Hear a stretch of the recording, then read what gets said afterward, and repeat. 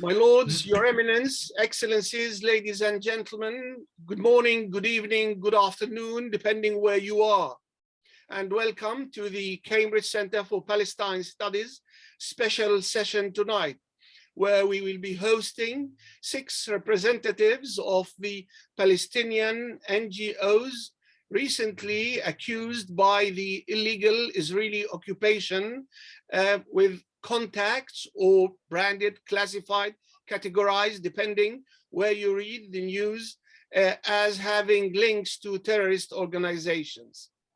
We thought that it's professionally right to hold this session, which is planned, organized by 2 of our research clusters, the political science cluster, as well as the law cluster.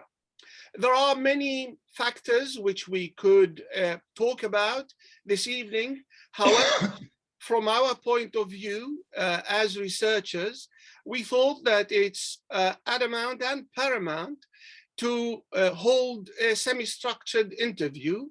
Interview, as you may know and may be well aware, is one of the many research methods deployed in order to extract information and understand any party which is party to a broader research project.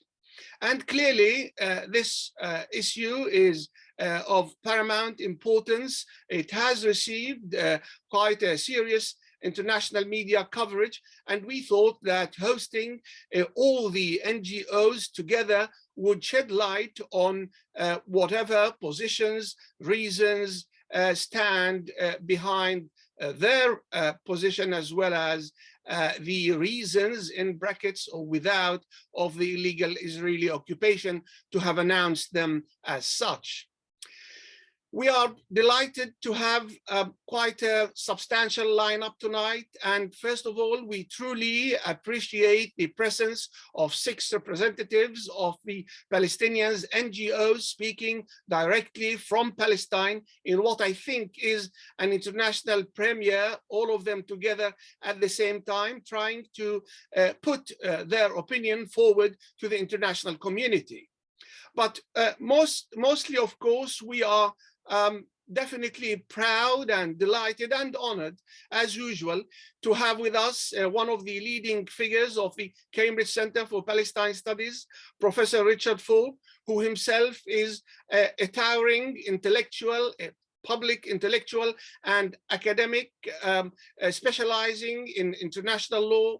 In fact, he is a leading international academic in international law. He is also, if I may say so, Richard, he is a moralist activist, an internationally renowned moralist activist. He has published numerous publications about Palestine and human rights and international law. And recently, we held for him quite a unique session launching his biography, Public Intellectual Citizen Pilgrim. Professor Falk, I can see you, I welcome you, and as well as I welcome the 6 representatives from Palestine, one after the other, according to alphabetical order, if I may please. Later on, I'll try to strike a balance, a gender balance, so to speak. The first guest is Ubay Aboudi, and the second is Aid Abu Qtaish, and the third is Asil Al-Bijje, and the third is Muayyad Bisharat, and the fourth is Tahrir Jaber, and the I thought the 5th was Tahrir Jaber, and the 6th is Rana. You may be appreciative that we cannot reveal the surname of the last person. I mentioned only her private name for various reasons. We very much appreciate the very fact that these 6 guests decided to come along and talk with us live. It takes a lot of guts to do that, I know, although this is an academic institution. However, we do very much appreciate the very fact that you have agreed to join us. Ladies and gentlemen, as you know, anything can happen during the session, but as I asked everybody, and I ask you all again, if anything happens, please stay tuned and we will relaunch the session once again. At this stage, I'm honored to be giving the floor, or more like it, screen and mic, to Professor Falk to give us a short keynote address, please. Richard, please.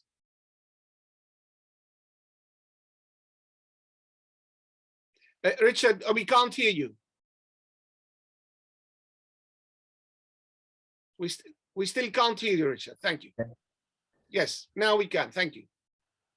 It's a great honor for me to be associated with this event.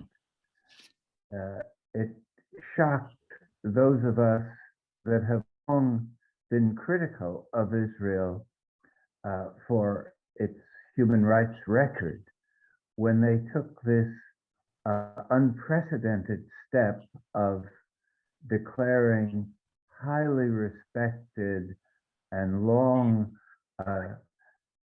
experienced NGOs in the occupied Palestinian territories and accused them of being terrorist organizations. It smacked of the most crude tactics employed by the worst totalitarian regimes in the world. And more than that, it suggested a fear on the part of the Israeli establishment of exposure of their human rights violations. It culminated a long process of trying to intimidate those that speak against injustice wherever it is in the world, but in particular with respect to the Israeli occupation and practice of running an apartheid state. So it is, as I say, an honor to be connected with this opportunity to hear the voices of those representing the 6 organizations which were so unjustly accused of associations with terrorism. And without further ado, let me welcome those organizations and look forward to learning from the presentations we are about to hear. Thank you. Thank you very much, Professor Richard Falk. And without further ado, indeed, let us please start with the first representative, who is Ubay Aboudi. Please, I understand that we can see Ubay Yazid. Yes, yes, thank you. So if you could kindly, the method that we would like to be adopting, please, is a presentation of 10 minutes each, and then we might be asking you some questions. So the floor is yours, Ubay, who actually is the director of Bisan Center for Research and Development. He holds an MSc in economics, focusing on development and social protections. He's a human rights defender and is also the editor-in-chief of the Progressive, a peer-reviewed journal on development in Arabic. I recall, Ubay, that your organization actually was established in 1989 under occupation, and then it was registered within the so-called legal framework of the Palestinian Authority in 2014. Ubay, please, please, the screen is yours. Thank you, Dr. Makram. Thank you, Professor Richard, and thank you for the Cambridge Center for Palestine Studies for hosting us. and for giving us this opportunity to speak out to the people, talk about our organizations, our course, our case, and the context of this latest attack. Of course, the Bisan Center for Research and Development is a non-partisan civil society organization. It was established back in 1989 after the second year of the first Intifada by a group of progressives and academics in order to research the question of development under occupation, or which approaches to development can help in the emancipation of the Palestinian people. The center has aligned itself from the beginning with the poor and the marginalized globally, but especially in the Palestinian community.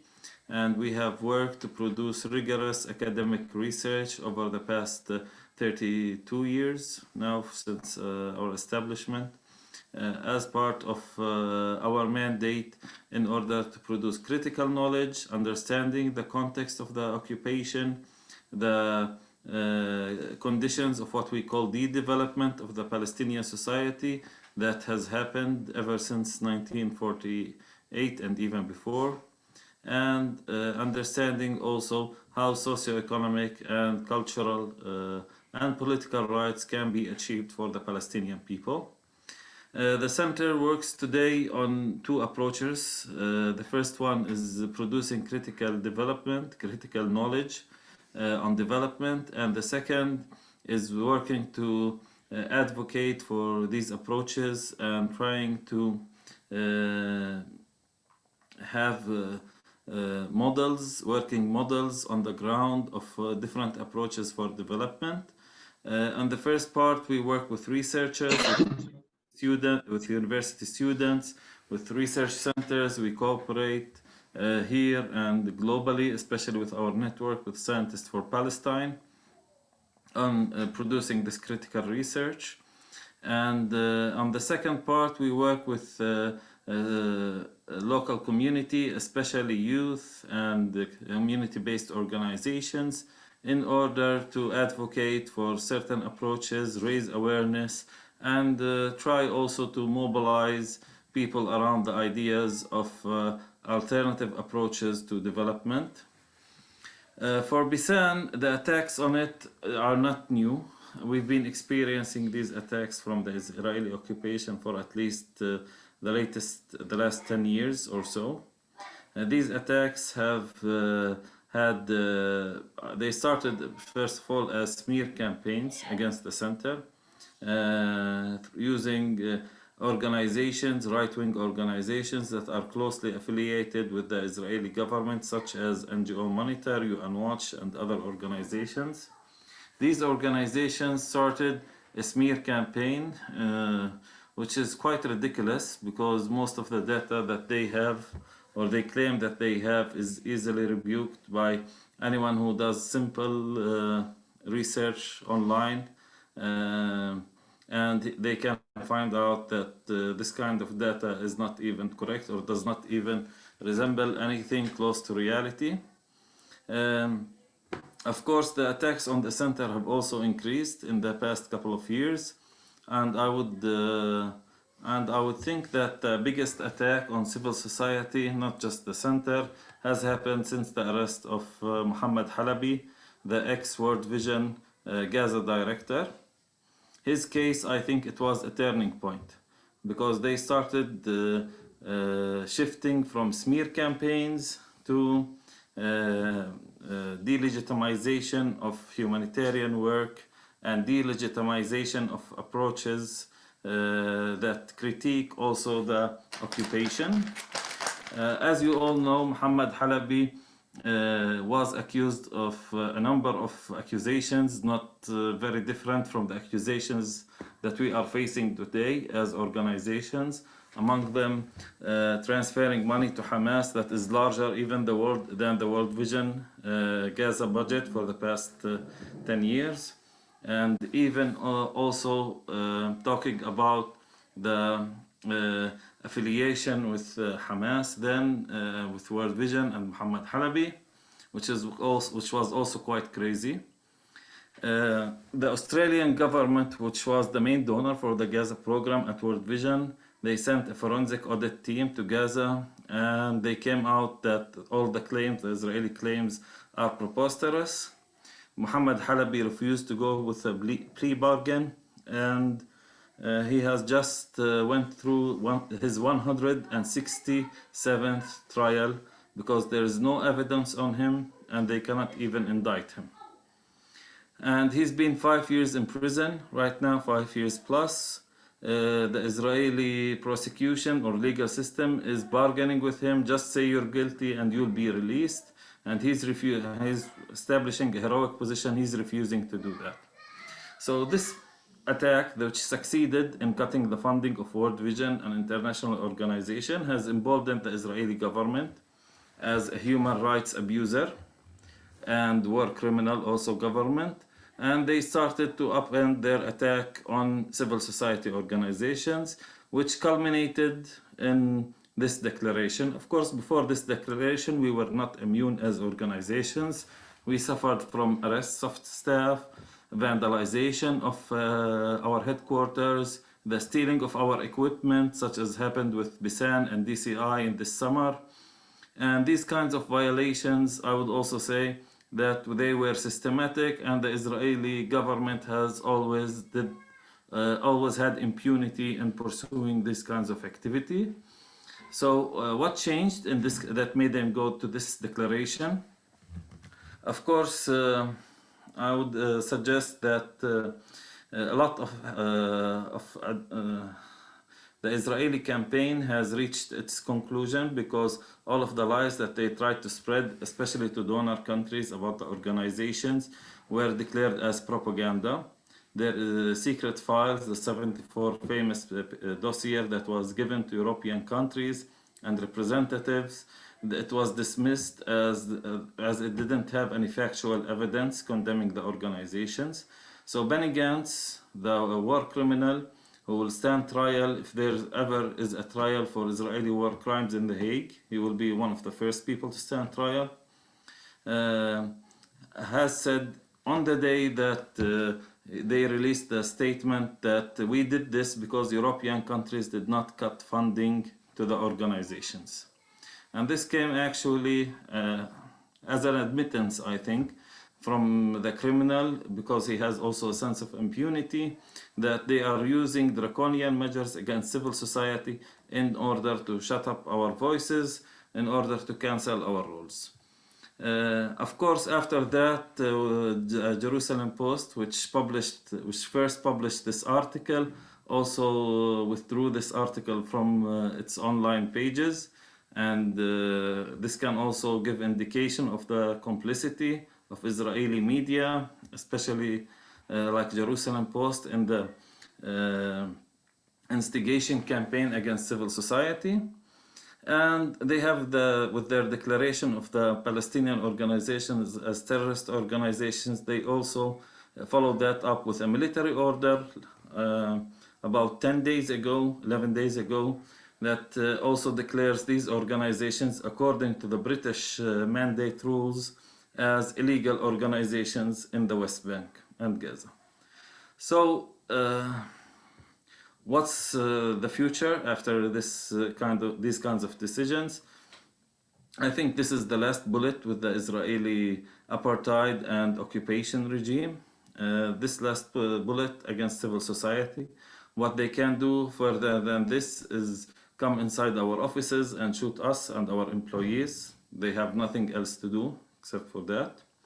And they are expressing through not just illogical, but also these draconian measures, they are expressing their true nature as an apartheid regime. Only the most dystopian systems declare civil society organizations en masse as terrorist organizations. Only an Orwellian society would utilize such electronic and non-electronic measures of controlling the Palestinian society, as was published last week with the NSO leak on the Pegasus, the targeting of Palestinian activists with spyware, and the targeting of the Palestinian population with a Blue Wolf technology that aims to have facial recognition of all the Palestinian community. These kinds of measures, I would only say, only reflect the sense of impunity of the Israeli occupation and apartheid government, and also reflects that the international community has not until now stood to its role in holding the Israeli government and perpetrators of human rights violations accountable. I would end my presentation here and to give chance also to my colleagues to explain more about their organizations and what they have experienced in the attacks. Thank you very much, Ubay. May I just ask you a quick question? How has this order impacted you thus far, if at all? Well, there are multiple levels of impact. Of course, this goes differently from person to person, organization to organization. Personally, from my part, my wife, for example, hasn't slept for the first 3 days of the declaration. She was expecting the Israeli army to come knocking on our doors, blowing the doors of our house, as the Israeli army does in the early hours of the morning or late hours of night. We have a sense of being targeted also when I discovered the Pegasus software on my device, on my personal phone. So also a sense of violation. As the organizations... 18 hours. Okay. As the organizations for Bisan and the other organizations, all organizations, we held staff meetings and talked to our staffs about the dangers, about the issue. And all of the organization staff, I would say, took a very brave decision of continuing their work, continuing their promotion of basic human rights, and challenging the status quo of human rights violations by the Israeli apartheid and occupation government. Thank you very much, Ubay. And Yazid, I hope that you are hearing me. If I could kindly ask you, Yazid, if you are with us, I can see you are with us. But let's please now, just in order to follow as well a gender balance, if I could kindly ask if she is ready, Asil Al-Bishje, if you could kindly, yes, thank you, Asil. May I present you first? Asil Al-Bishje is a legal researcher and advocacy officer at Al-Haq, a Palestinian human rights organization. She completed her LLM in international human rights law at the Irish Centre for Human Rights at National University of Ireland, Galway. In addition to her academic research, which focused on transitional justice and decolonization in Palestine, she writes opinion articles for several media outlets. Asil, thank you for being with us. The screen and mic are yours. Please. Thank you very much for hosting us, and it's a pleasure to be with you.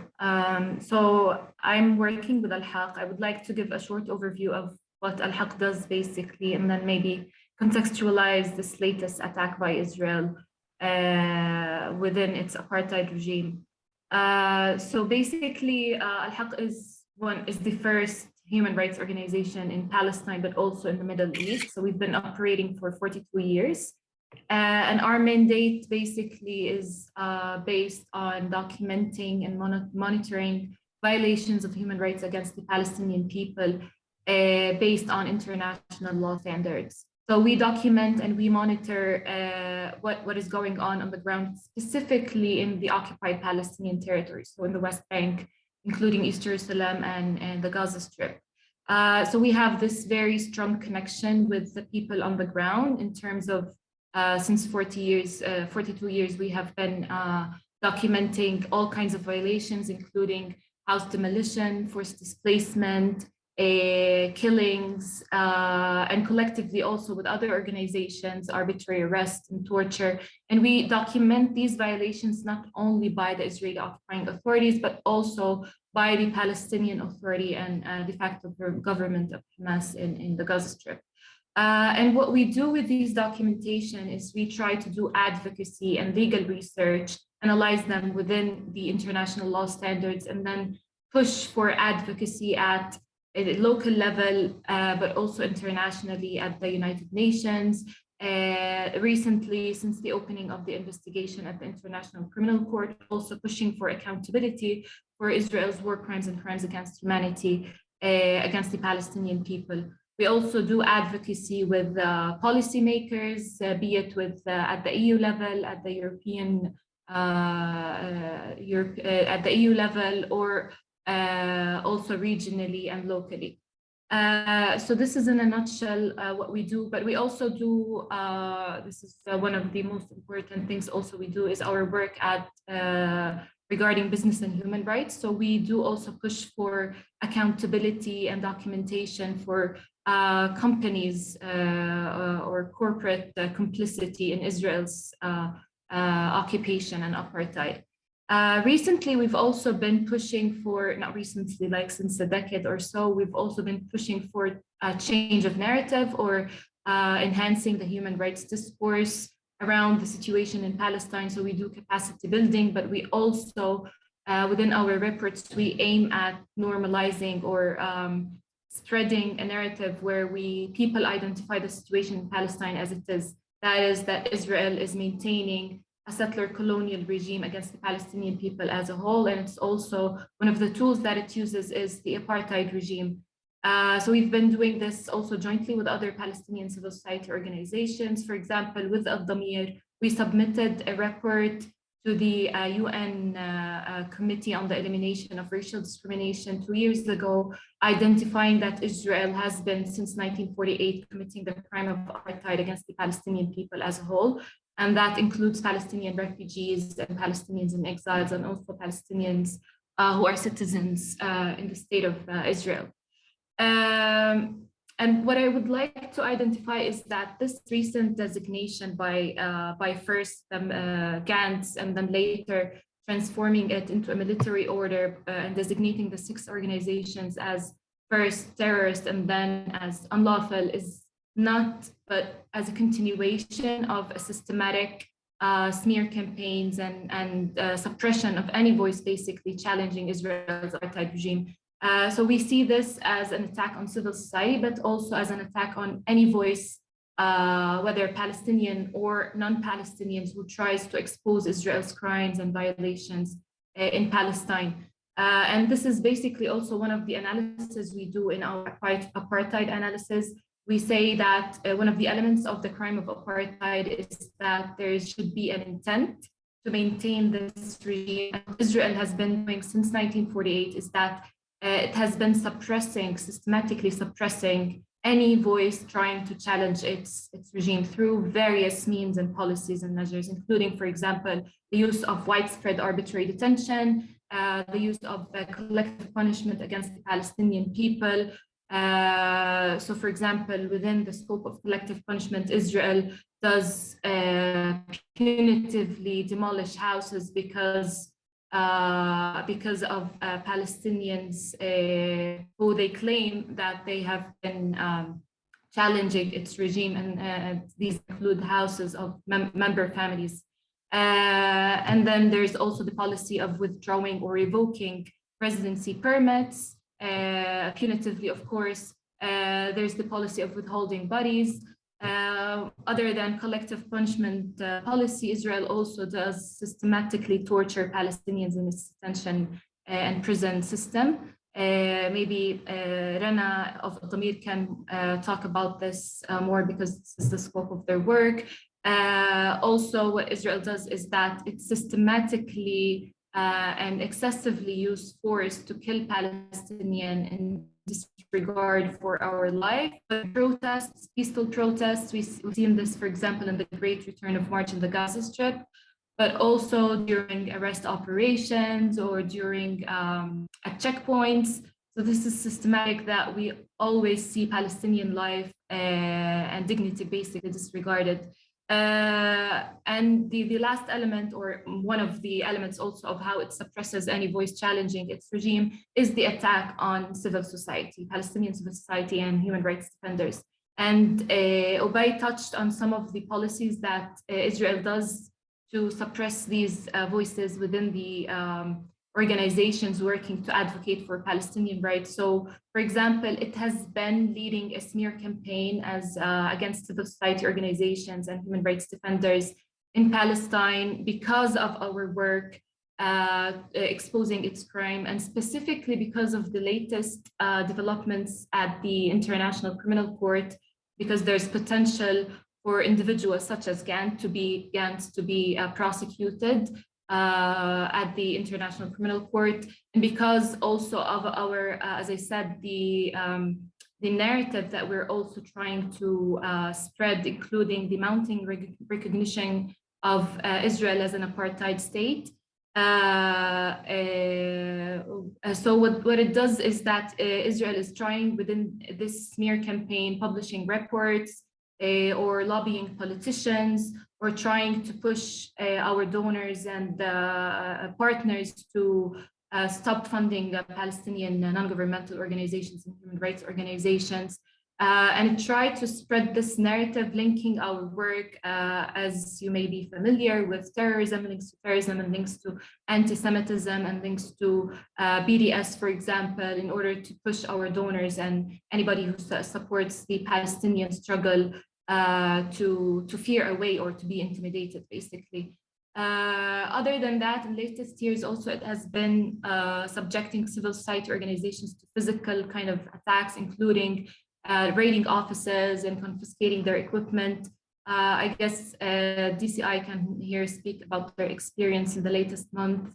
Arresting staff members. As we are speaking now, the General Director of the Health Work Committees, Shada Ouda, is being arbitrarily detained in Israeli prison because of her work at the Health Work Committees, because Israel has been declaring our organizations, human rights organizations, as unlawful under military orders.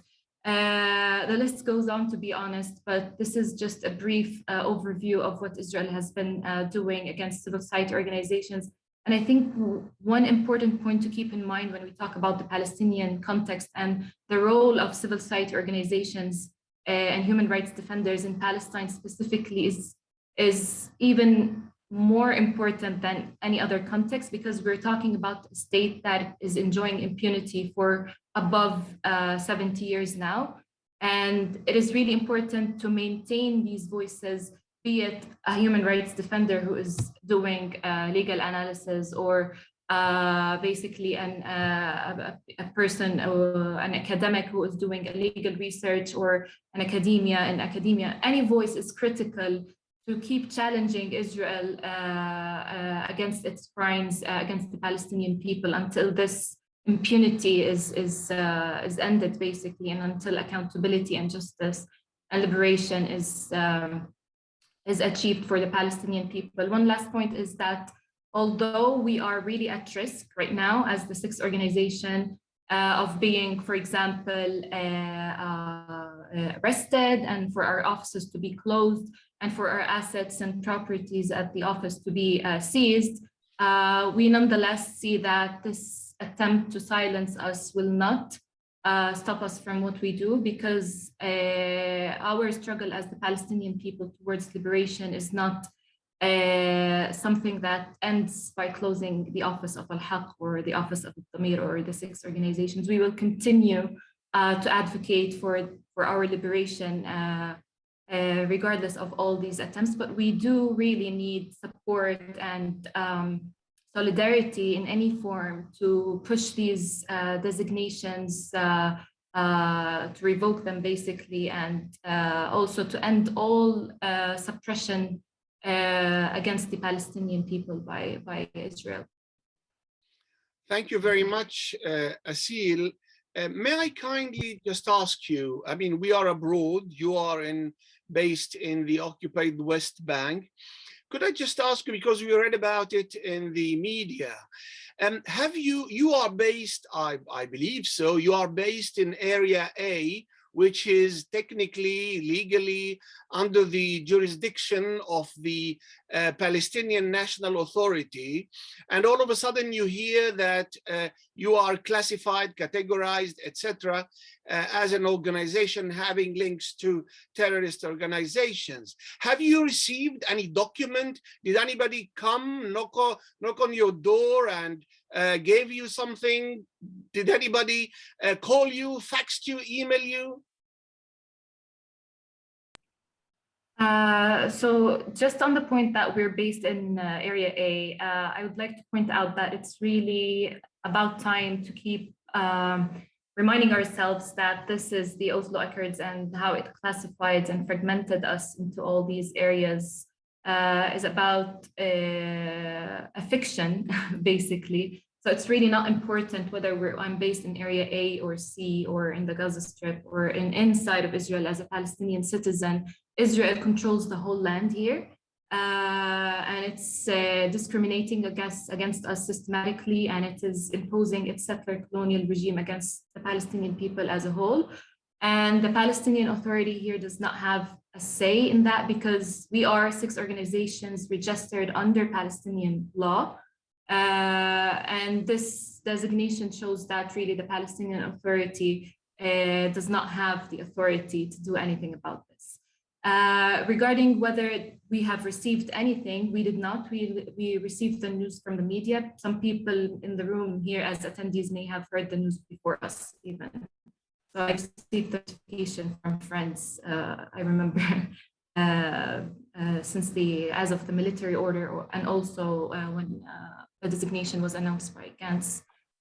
This also shows the arbitrariness of how Israel decides to attack and suppress us as well.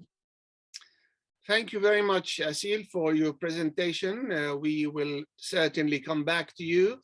And may I now kindly both follow the alphabetical order, but as well as try to strike a gender balance, and ask kindly Ayed Abu Qtaish from the Defense for Children, DCIP, to present his speech.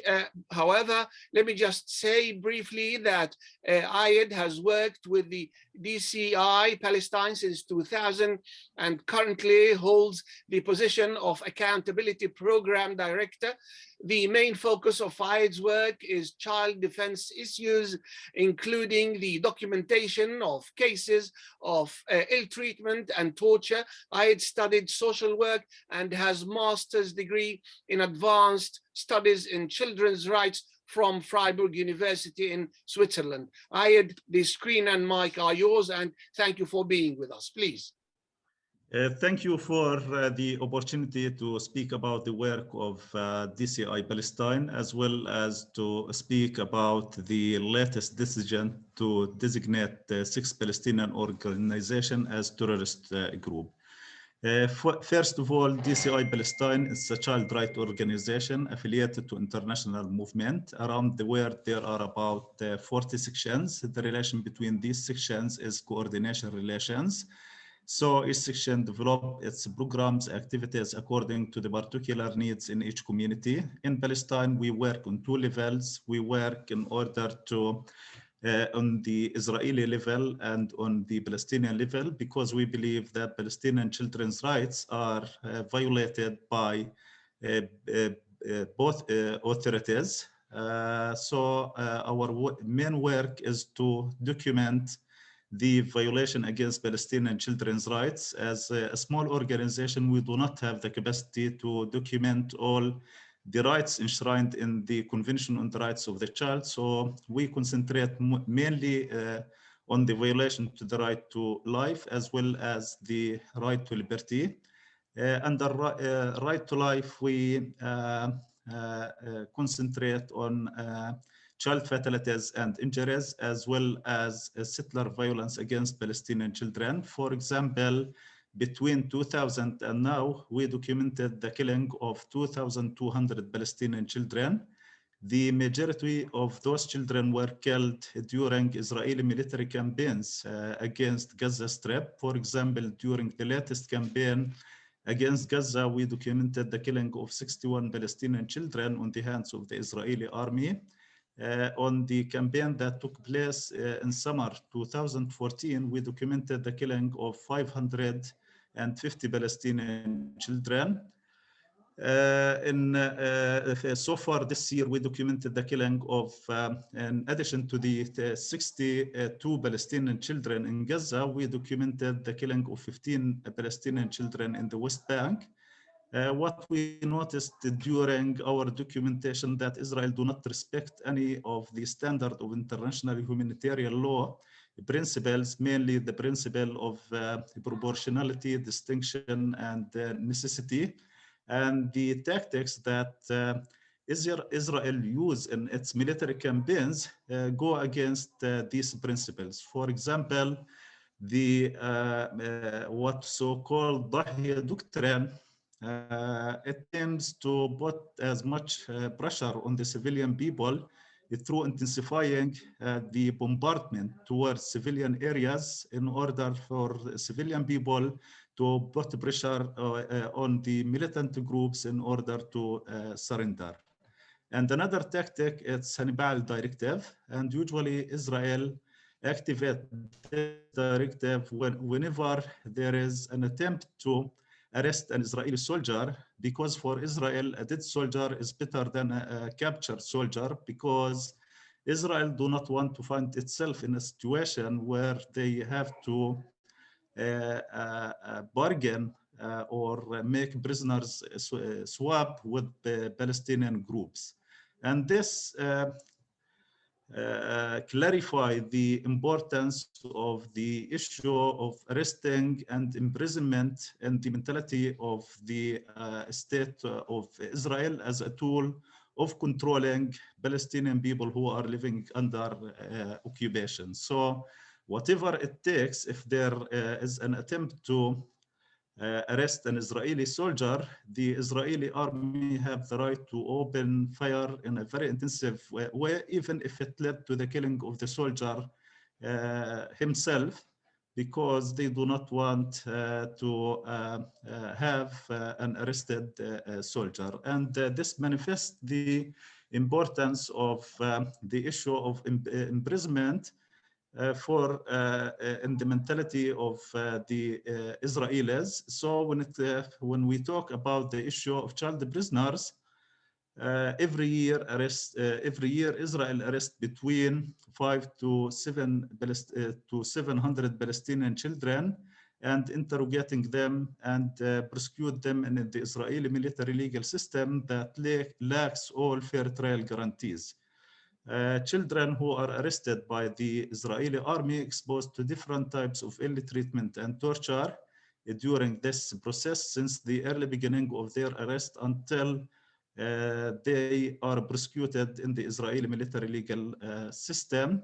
And the role of the organization, in addition to defending Palestinian children, to advocate for the rights of Palestinian children, because between the year 1991 until the year 2000, the organization just used to defend Palestinian children before the Israeli military legal system.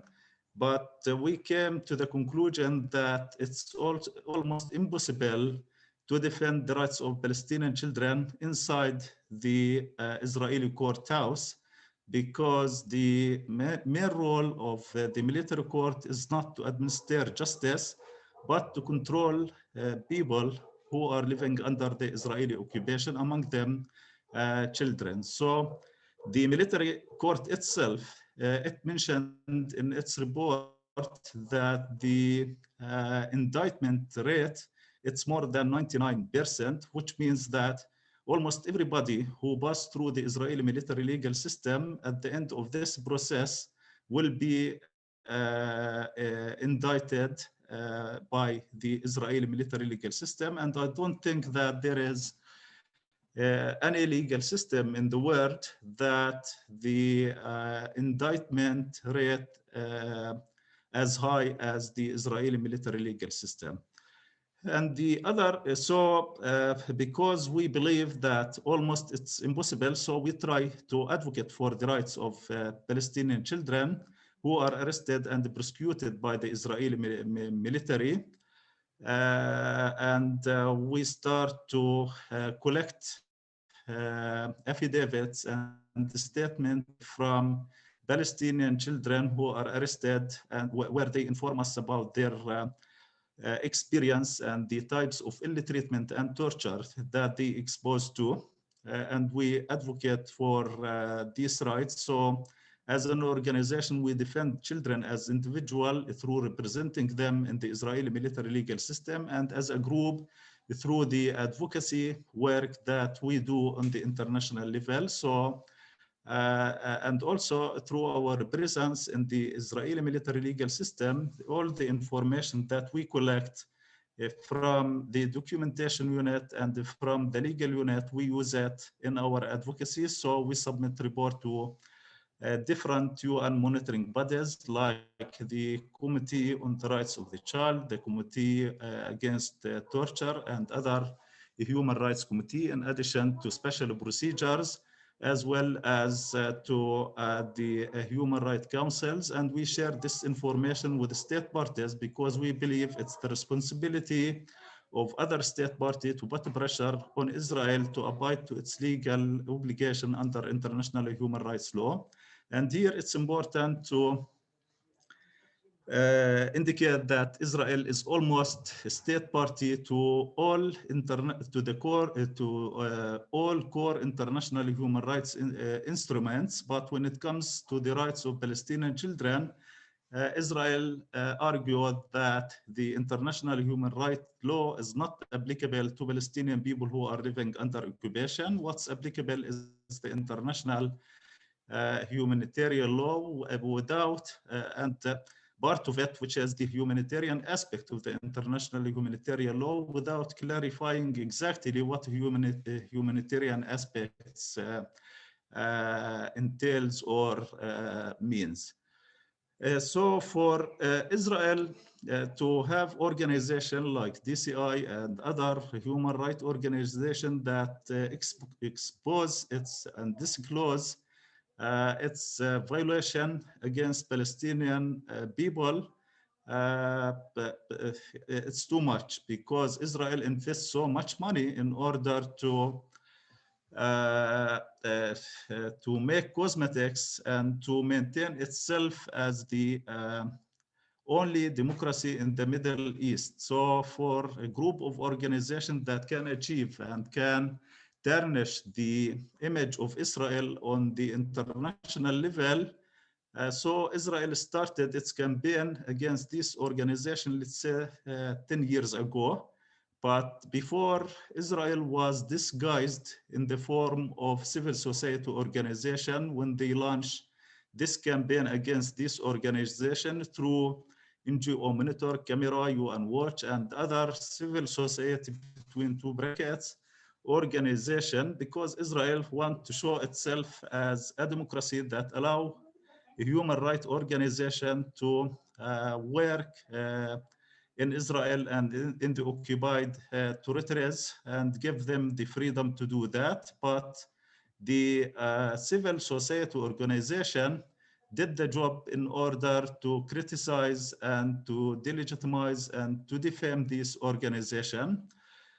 When these organizations were unable to achieve their objectives on full, so the official Israel jumped in and declared this organization as terrorist groups, and it was also occupied by a military order in order to prevent and to sue any organization that may continue its operation after declaring this organization as a terrorist organization. And here it's important to note that the media campaign or the media battle is very important for Israel as the military campaign itself. So just to mention, when the second intifada started, the main message that Israel tried to convey that Palestinian mothers send their children to the front lines in order to work or to operate as human childs. So at that time, the media this message attract the attention of the media, and they forget about all the atrocities that Israel commits during that period and concentrate on this issue. The same happened when Israel invaded Jenin camp. So the main media message that Palestinians are misusing the ambulances in order to transfer militant people from one place to another place. And at that time also, this message attracted the attention of the media. And in one of the military assaults against Gaza, the main message was that Palestinians are misusing UNRWA vehicles in order to transform missiles from one place to another place. So this is the Israeli tactic in attracting the attention of the media, because for Israel, it's not enough just to oppress you, but what they want to achieve, that they want you to be convinced that you deserve this type of oppression. And this is the mentality of the oppressor everywhere, that they want to mentally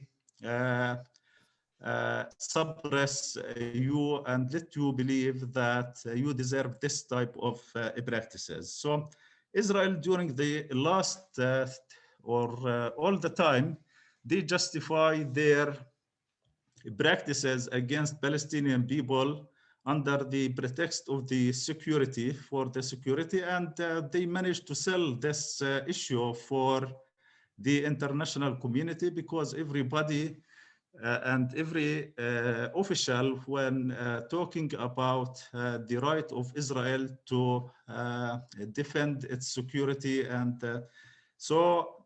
but almost all the practices that Israel do against Palestinian people, it has nothing to do with this security. But at the end of the day, security is not a neutral notion.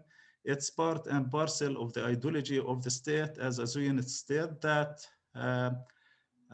aims to control Palestinian people who are living under occupation. So I think that because of the impunity that Israel enjoy on the international level, because during the outcome of the commission of inquiries, it was almost, there was no accountability or little accountability, despite the fact that all the recommendations of this commission of inquiries clarify that there has been war crimes committed by Israel, but the international community didn't do anything in order to punish Israel for these practices. And we believe that this type of treatment from the international community with Israel, it's a green light for it to do everything against Palestinian people. So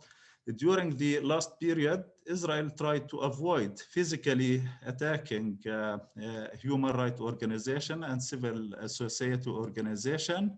But when they failed to achieve their goals in silencing this organization, they resort to physically assault, and we expect the future may bodes more ill than the situation now.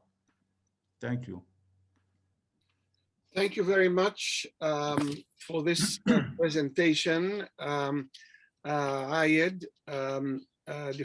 practically in defense of the organization that you represent, the Defense for Children.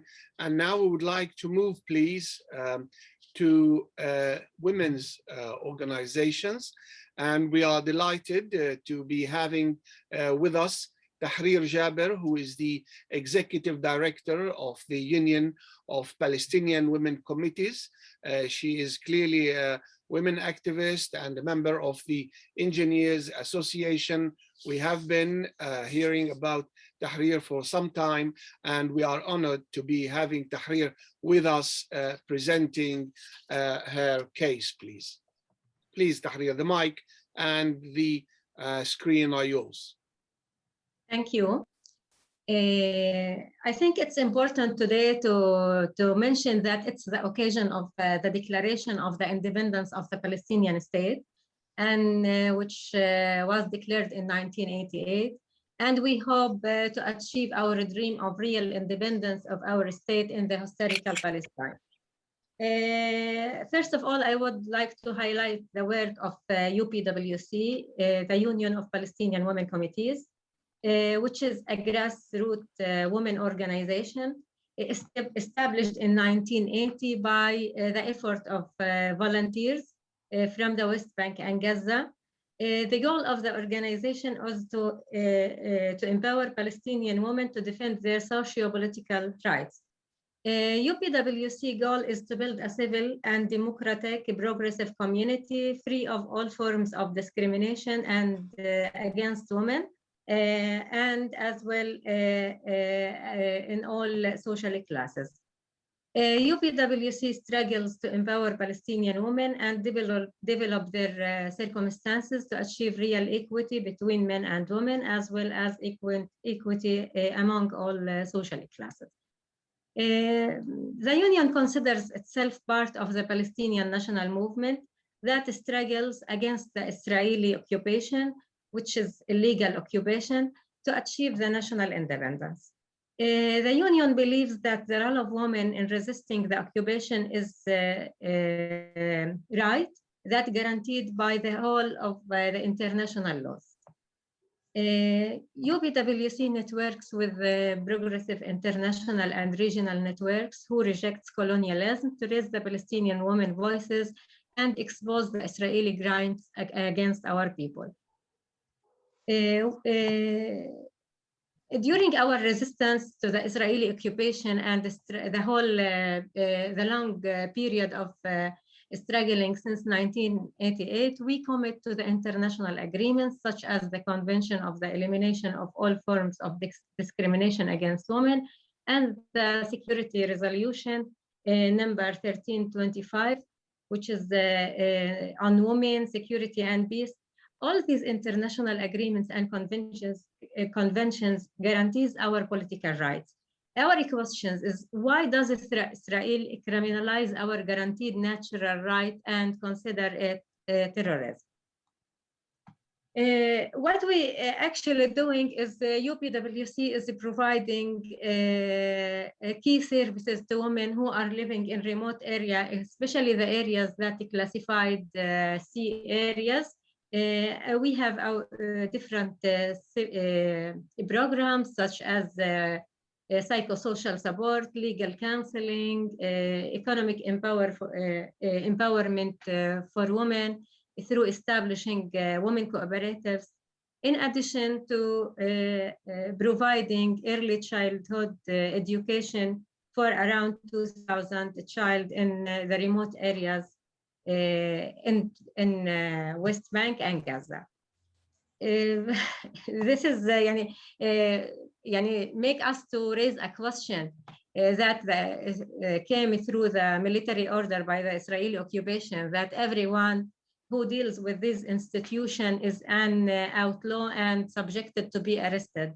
Our question, if I don't know how they will deal with those 20,000 women and 2,000 child, if they can open a big prison for them, or I don't know what they are planning to do with those 20,000 women.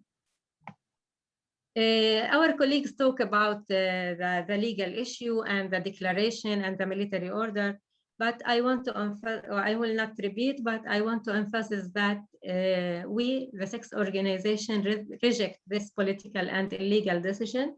We treat this declaration as being void in all aspects and consider it to be slanderous as it comes within a colonialist, oppressive context against the Palestinian people, legitimate right embedded in their natural right to defending their national, social, cultural, and legal rights. This decision was preceded by arbitrary acts by the occupation toward Palestinian women, such as the arrest against women human rights defenders and students from different universities which aims to preventing women from exposing the crimes of the occupation, from convening their voices to the world. By the way, through this lecture, we want to send our greetings to the chairperson of the UPWC, who is arrested by the Israeli occupation since 1 year, and she is under administrative detention, which is also illegal detention. Actually, I want to say that what is UPWC will do after this designation and military orders. Our message is that we are continuing our work. We started with pure voluntary work, and if they close the office, we will continue working, and we believe that we derive our legitimacy from our Palestinian masses, not from the support of the people who believes in human rights, and not from a terrorist, colonial, and occupying state. Our volunteers are now ready to continue the programs of the UPWC. We have around 100 qualified young women who can continue the programs of UPWC. Our demands that for the people around the world, they should take their responsibility to make Israel accountable for all of its daily crimes against our people. We should work to pressure on the occupation to immediately release all women and the human rights defenders from Israeli jail.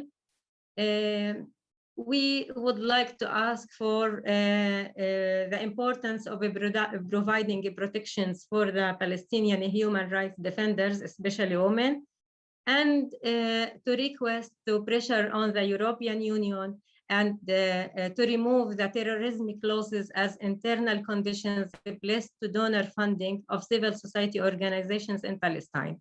Thank you. Thank you very much, Tahrir, for your presentation. We do very much appreciate this. And now we would like to move and invite, please, Muayyad Bsharat. I can see that he is with us. Yes, I can see you, Muayyad. Thanks for being with us. May I say, please, that Muayyad Bsharat has master's degree in sustainable development. He has 11 years experience in humanitarian aids and developmental projects. Mr. Bsharat is an expert in the geopolitical situation and agroecology, food sovereignty and crisis disasters.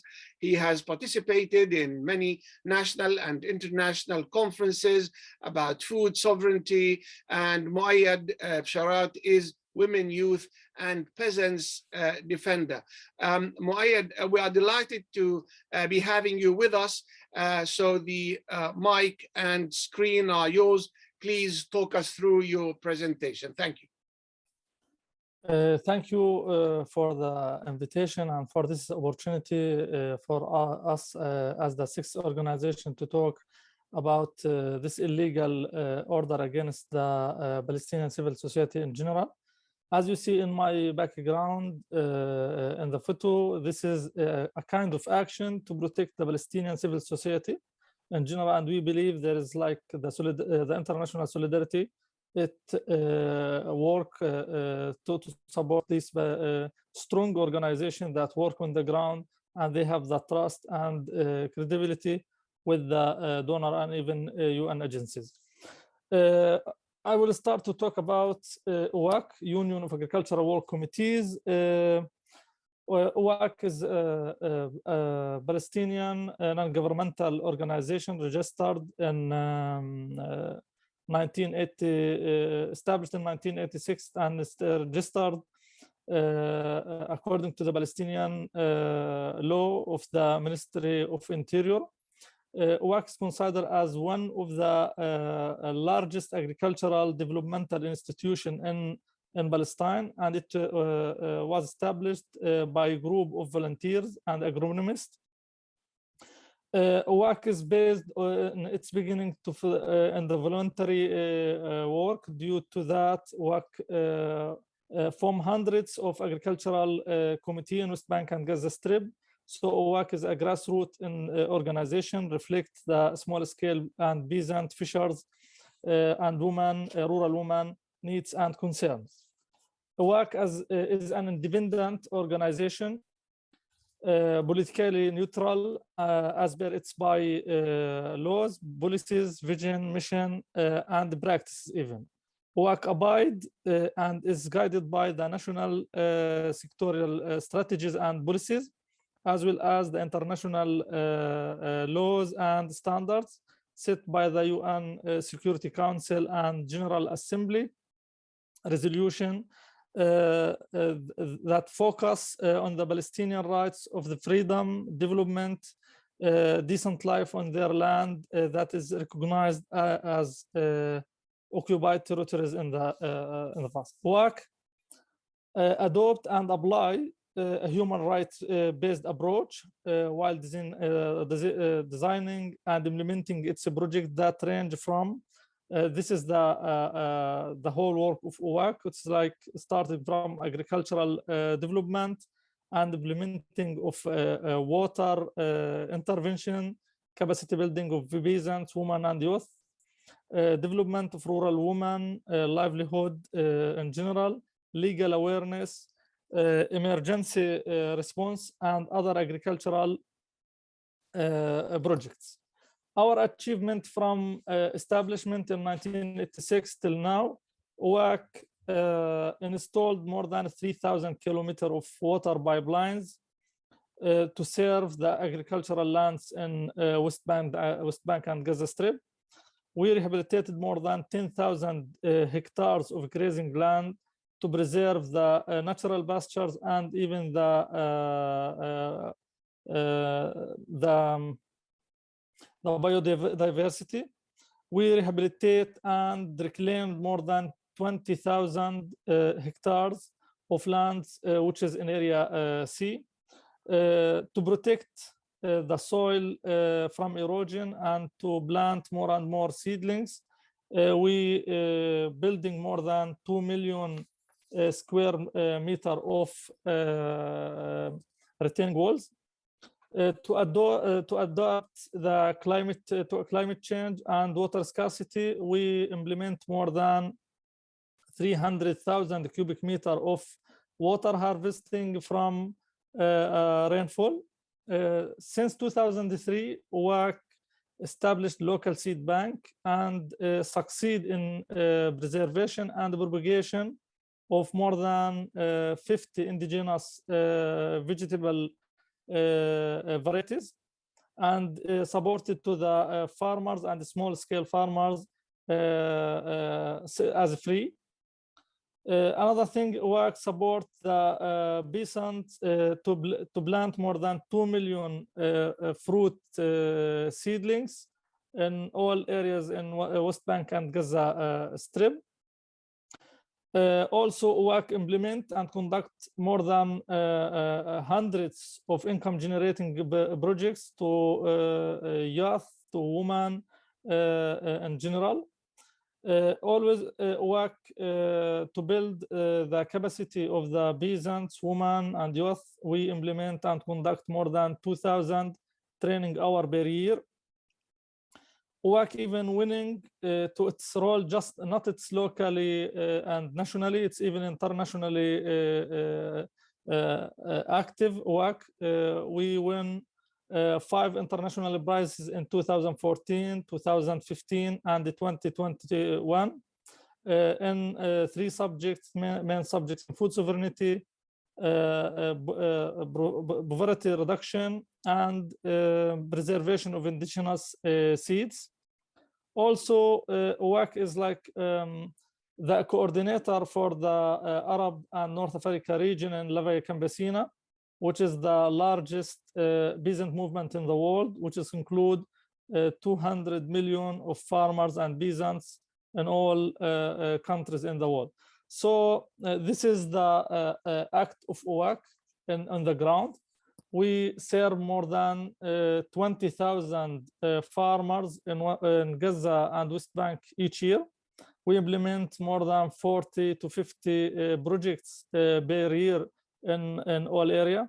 We're working and targeting our work in West Bank in Area C, which is from 63% of West Bank, and it includes 95% of our fertile land and arable land. Also, it contains the main 3 aquifer, which is the eastern and northeastern and western aquifer, which Israeli control 87% of its water resources. So our work in Area C, it's the cause that the Israelis make all these attacks against us as WAC, and even all the 6 organizations. Also working in the legal unit to document the Israeli in violation against the agricultural sector in West Bank, and even against the fishers in Gaza Strip. So this is the role of OWAC in general, and our work and our act. We're working to support the steadfastness of the small-scale farmers, and this is our national role to continue toward achievement of the food sovereignty. That's it in general. Thank you very much for your comprehensive presentation, Muayyad. And now we will be ending this first section with the last and 6th presentation provided by Rana. Rana is the programs manager at Ad-Damir.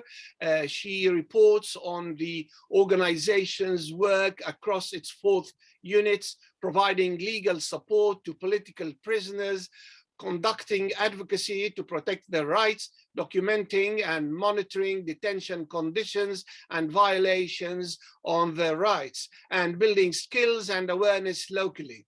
She has been involved in community organizations and organizing for over a decade in both Canada and occupied Palestine around issues of prisoner, gender, racial, and environmental justice. Rana, we are pleased to be having you with us tonight, so the mic and screen are yours, please. Hello, everyone. Thank you so much for having me. So we at Ad-Damir work to support Palestinian political prisoners who are held in Israeli as well as Palestinian Authority detention. We were established 3 decades ago in 1991, around the same time as DCI Palestine, in response at the time to the ongoing First Intifada, the mass campaign of arrests. Our 2 organizations were the first to offer free mass legal support to any political prisoner and detainee who needed it. We were founded by a group of lawyers, former detainees, human rights activists, who together saw a need for a strategic response to that moment. And after the establishment of the Palestinian Authority, we began to also provide legal support to political prisoners who were arrested by the PA. Our work began in the early 90s with providing legal aid and monitoring human rights violations like torture. And legal work does remain the backbone of Ad-Damir today, but in the few years following our establishment, the prisoners' cause gained momentum, prisoners and their families were organizing in response to the political moments, and as a result, we began to develop our advocacy unit, which works both locally, regionally, and internationally to advocate for the rights of prisoners. And later, our awareness unit, which works locally here through programs like Know Your Rights workshops, which are offered to school children, to communities facing heightened arrest campaigns, and so on. So today, we offer free legal aid to hundreds of political prisoners. Every year, we conduct hundreds of monitoring visits to prisons, detention centers, interrogation centers every year. We document countless cases of human rights violations, including torture, including systematic medical negligence, ill treatment, abuse. We use all of this information to place strategic pressure through our advocacy work. We submit reports, urgent appeals, interventions to relevant UN bodies. We run digital international campaigns. We produce reports, we produce fact sheets in multiple languages that you can find on our website. We support anyone who reaches out to us to ask for information. We support journalists, we support organizations, researchers, even students, through providing statistics and information. So for over 3 decades, our lawyers and researchers have been working tirelessly to document and to challenge these gross systematic practices. And much of our work is through the Israeli military court system, which we know to be a system that is designed to facilitate and to legitimize the Israeli military occupation, the apartheid regime, and the settler colonial takeover of land. And so it's no coincidence to any of us on this call that this attack on the 6 organizations came just months after the ICC ruling that affirmed its jurisdiction in occupied Palestine. Just as it was no coincidence to us that we discovered 2 weeks after we heard about the designation of the 6 organizations, we discovered through a campaign by frontline defenders, a systematic campaign of Pegasus spyware, the Israeli-based Pegasus software, targeting Palestinian human rights defenders, including members of the 6 organizations, as Abbass said, he was one of them. The work of Al-Damir and the other civil society organizations has been instrumental in shifting the paradigm, in exposing Israeli crimes. And it's very clear to us that this designation is part of a wider attack on Palestinian civil society, which we see shrinking in front of us every day, but also on the Palestinian people as a whole. Our organizations, as the other panelists have mentioned, are really describing and sharing the experiences of Palestinians to the rest of the world. We build records that expose Israeli violence and can be used in international legal advocacy. So together with the support of our partners, organizational supporters outside our local and global communities, the international community in general who is dedicated to human rights, we wholeheartedly reject all of the attempts at silencing our work. And though we see this latest move as a drastic escalation, as Palestinians, we're very familiar with these Israeli tactics, which criminalize and which outlaw any person or institution which challenges their apartheid rule. Working with prisoners here at Al-Damir, we can't help but notice how Israel's alleged secret information against our organizations mirrors Israel's systemic use of administrative detention against Palestinian prisoners. Administrative detention allows Israel to hold any Palestinian without charge or trial indefinitely on secret material which is not disclosed to the detainee or their lawyer. So we at Damir right now will continue to work for the 5 hunger-striking Palestinian detainees who are protesting their administrative detention, the longest of whom has entered over 120 days, has lost more than half of his body weight. We're going to continue to advocate for Amal Nakhle, who is the child prisoner who has been held for almost a year on administrative detention and who has a serious health condition and is not getting adequate medical follow-up. We're going to continue monitoring the 6 recaptured Palestinian prisoners from Jalbour prison who are held now in very harsh isolation conditions that may amount to torture. And in general, we're going to continue to support the 4,600 Palestinian political prisoners who are held in conditions that don't meet minimum adequate standards, who are systemically subjected to torture and ill treatment and medical neglect and gross collective punishment. For us, this threat to Palestinian civil society, it is a threat to silence the voices of Palestinians on the ground and our abilities to hold Israel accountable on the international stage.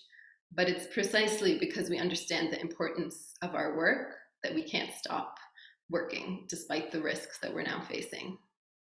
Thank you very much.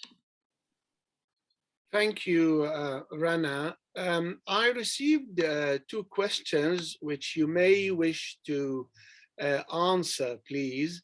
And I would like, please, to kindly ask the rest of the participants to join again the screen. Rana, maybe you are aware of these two issues that I've received two questions about. The first one, somebody is asking, are they legally represented, i.e. are you, plural, the 6 organizations, are you legally presented? One question. And the second question says, have you seen the so-called secret dossier about the 6 organizations?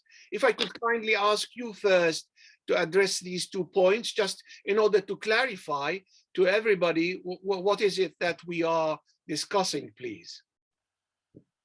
Thank you. So we've seen, for example, the Intercept investigation that revealed what was in this secret dossier that was being shared. But again, like Asil said earlier, all of the information that we have received has been secondhand through the media. For us to fight a legal battle against something when we haven't received a piece of paper saying what the crimes are, it's ridiculous. And so for us, we're continuing our work and we're focusing on our work and in upholding the work that we've been doing for already decades and trying not to become too distracted in fighting a legal battle against evidence that is not there. However, the Intercept article was really interesting in revealing categorically that every single thing in that dossier was inconclusive. Things were obtained in one case under torture, confessions, secondhand confessions that had nothing to do with any of the work of the 6 organizations. But perhaps one of the directors can speak more in detail about what the plans are. Ubay, if you hear us, please, could I ask you to address these 2 points that I have mentioned and that it's 19 hours. That Rana addressed just now, please, if I may. Ubay, can you hear us? Okay, for the legal presentation. Okay, for the, yes, I can. Can you hear me? Yes, please. For the legal presentation question, as Rana has explained, the Israeli legal system is truly biased or built to make us fail. The Israeli High Court, for example, has 3 settlers in it, which means 3 members of the Israeli High Court, the highest judicial system, are systematically, every day, violating international law. So when you're talking about our belief in the Israeli legal system, it's almost non-existent. Or we believe that this system... Baba, please. Okay, sorry for the kid. We believe that this system is built to continue the systematic oppression of the Palestinian people. This is why what we're saying is that we are viewing our legal options, but we have little faith in the Israeli legal system, and we have some of the most prominent organizations working on that have been working and dealing with cases in the Israeli military and high court, such as Al-Damir and DCI and Al-Haq, who have an extensive experience. So they are leading the effort. But are there plans right now to go and use this legal system? I would say no. At this moment in time, we have no plans on appealing, on submitting any legal procedure, because we do not believe that this legal procedure is, first of all, that they have the right to declare any organization illegal in the West Bank. This is occupied territory, so they do not have any jurisdiction, and our going there will give them justification, or we will give them admittance that they have jurisdiction. A second thing, this system is built for us to fail, to go in it as Palestinians, and the Supreme Court, I think, is one of the few courts that claims to be just and accepts secret evidence against civil society organizations. The second part about the evidence, we have not seen it, as we have not also seen the designations and declarations. We hear things through the media, but has there anyone from the 6 organizations been officially handed a letter by any Israeli representative? This has not happened. And this is quite ironic, because they handed this dossier to European countries, to the United States, so they know why they are calling us terrorists, and even those countries were able to rebuke that, like in the EU, the famous 74-page dossier that was published by The Intercept and Plus 972 magazine. While us as organizations, for the Israelis, we have no rights, but as Palestinians, we have no rights also. So they do not feel any obligations to give us any explanations, to give us any documentation, to give us any due procedure. So all of this, when we were saying what we read from The Intercept, is quite ironic, is quite laughable, as accusations coming forward as secret dossiers. The entire Israeli secret file is, I would say, at best hearsay, as we have seen. We are living under Israeli occupation 24/7. I myself have been arrested by the Israelis in 2019 and held first an administrative detention, and then they cocked up some charges against me also, not legal of course.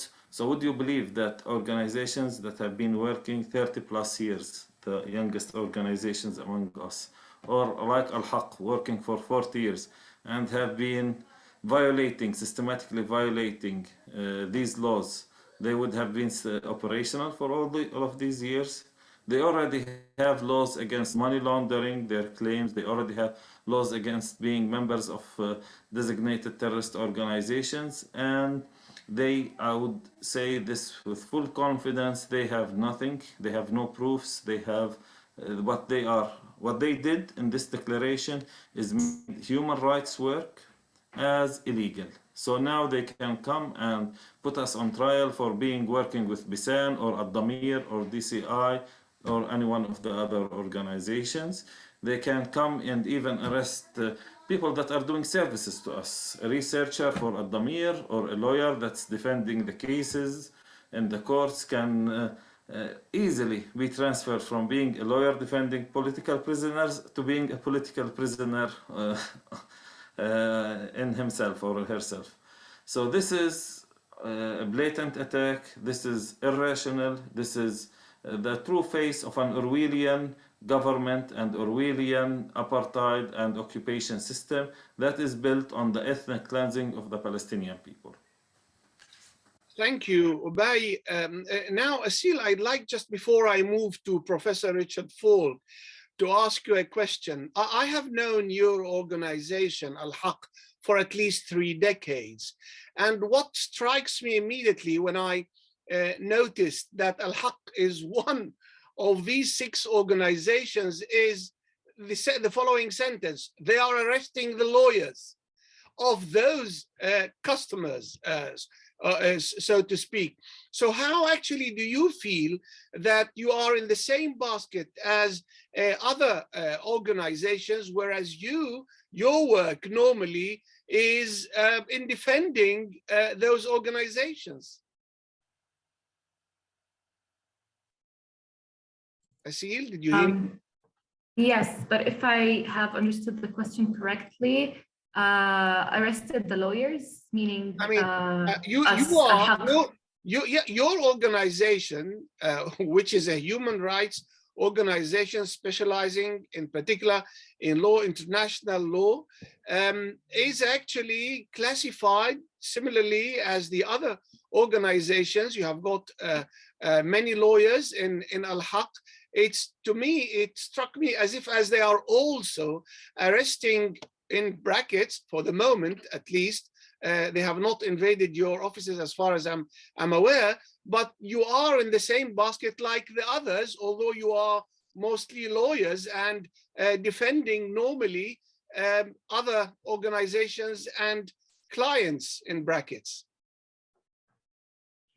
Yeah, although like our work as Al-Haq might be slightly different from the other organizations, but to be honest, the way I like to see this, or our collective stance on this, the 6 organizations, that this is an attack on Palestinian civil society, not only on Al-Haq specifically because of our work, like pure legal work and human rights work. Because if we do identify the type of work we do as 6 organizations, we collectively, whether it's social work, whether it's legal aid for a prisoner, or documentation of a violation against children, or it's advocacy around accountability at the International Criminal Court, all these efforts pour into the same goal, which is acknowledging the Israeli regime as it is in Palestine, and also trying to end this illegal settler colonial regime in Palestine. So it doesn't really matter the type of work we do,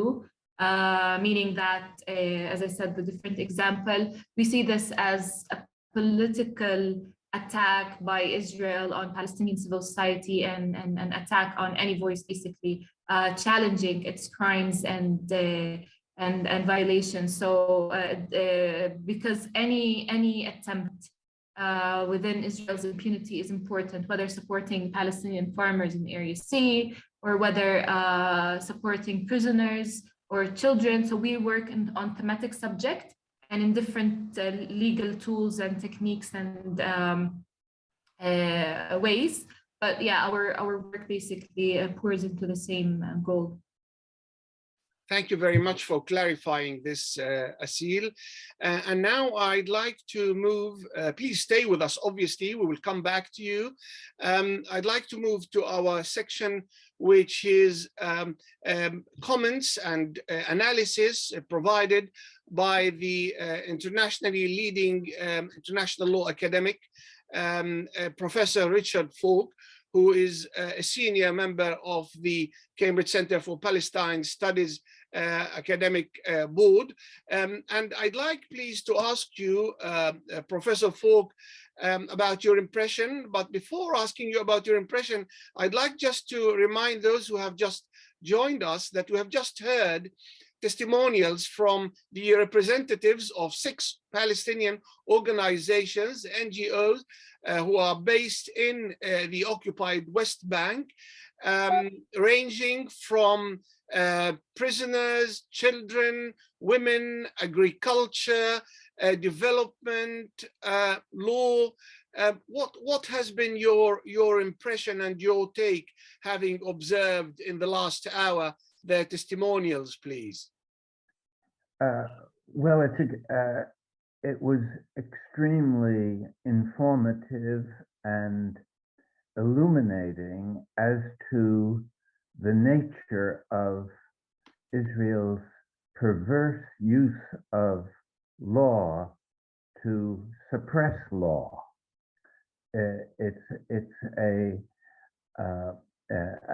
I think one of the presenters referred to the Orwellian world that has been created by Israel, and in the name of security, terrorism is committed, while in the name of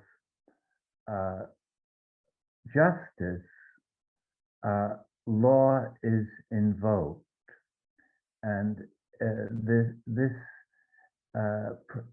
series of presentations authoritatively demonstrated that these organizations, which I've had the pleasure of working with some of them, are extremely serious about their civil society responsibilities and initiatives, and have a long record of professionalization in trying to carry on their activities under the most difficult circumstances of repression and a prolonged illegal regime of occupation. I think it was notable to me that despite the difference of concerns among these 6 representatives, who I praise for their courage and perseverance, as well as for their professional competence and how informative their presentations were. It was notable that there was a strong consensus among them on several points that are, I think, worth calling attention to. And maybe above all, the idea of trying to manage peaceful resistance in the context of repressive occupation, and to persist in this is very heroic work that should encourage solidarity initiatives from all of us who are outside the world, outside of the occupied world, but share the sentiments of liberation that animate Palestinian resistance.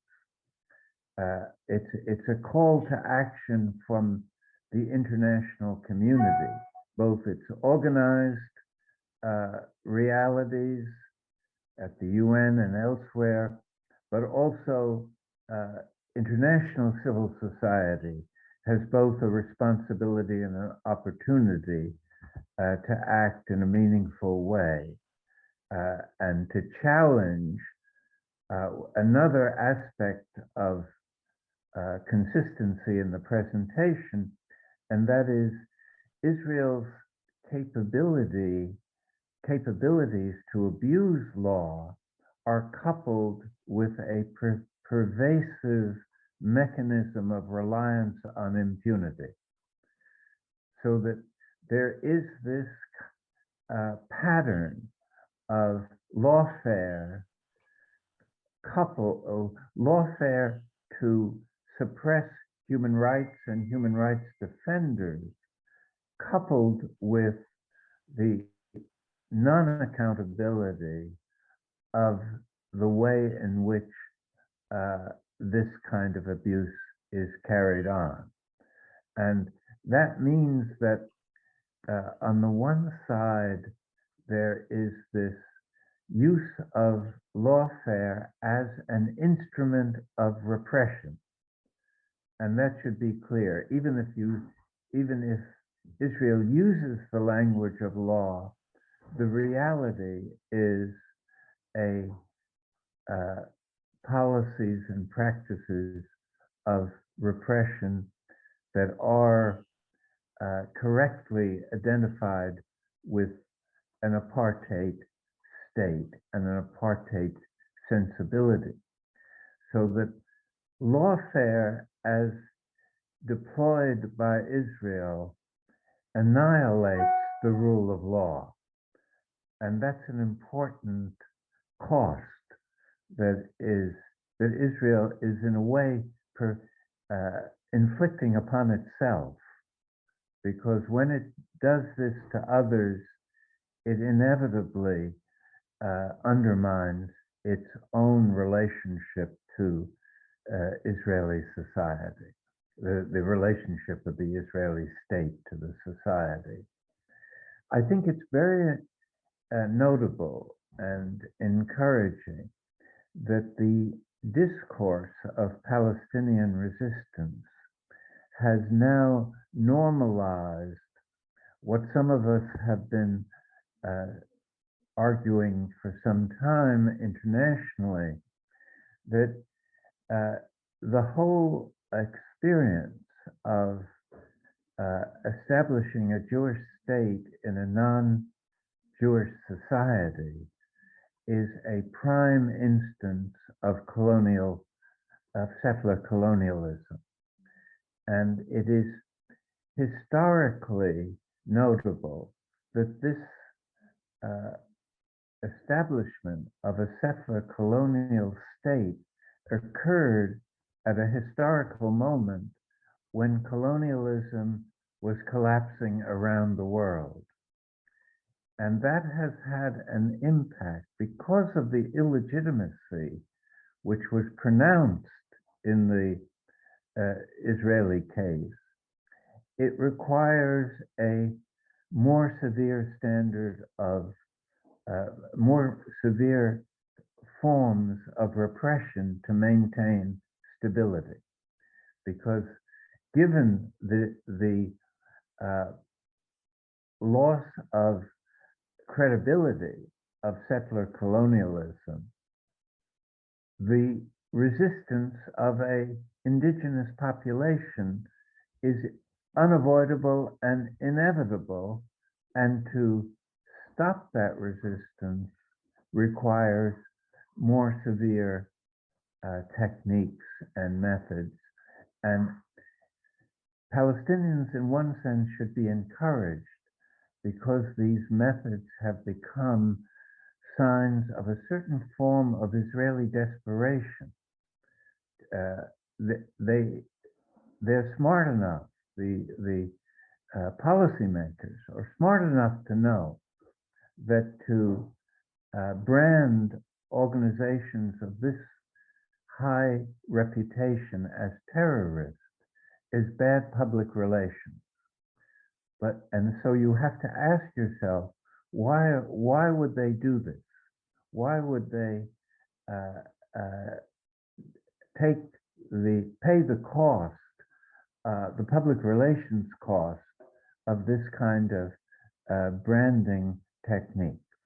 And as several of the presenters have mentioned, they're extremely sensitive about the recent progress of Palestinian initiatives on an international level, and particularly in the International Criminal Court.